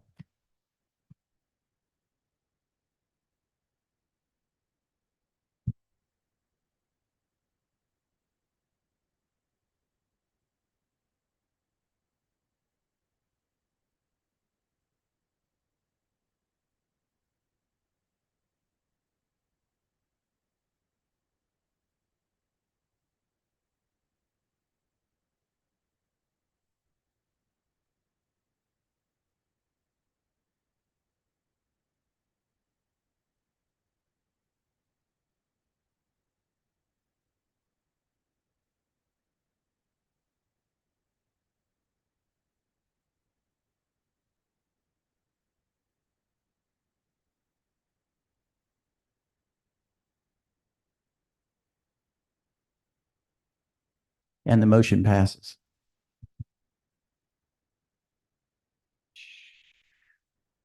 On to item 14A.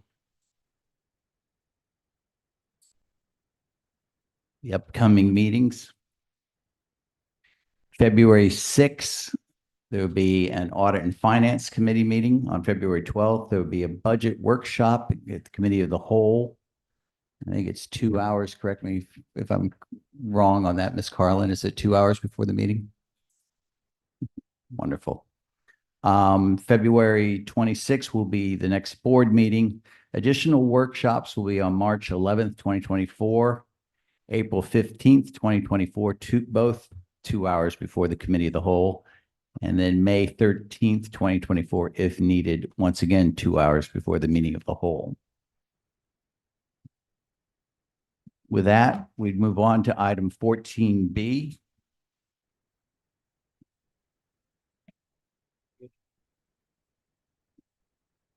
The chair recognizes the motions to adjourn the meeting. All those in favor say aye. Anyone against? The ayes have it. We are adjourned.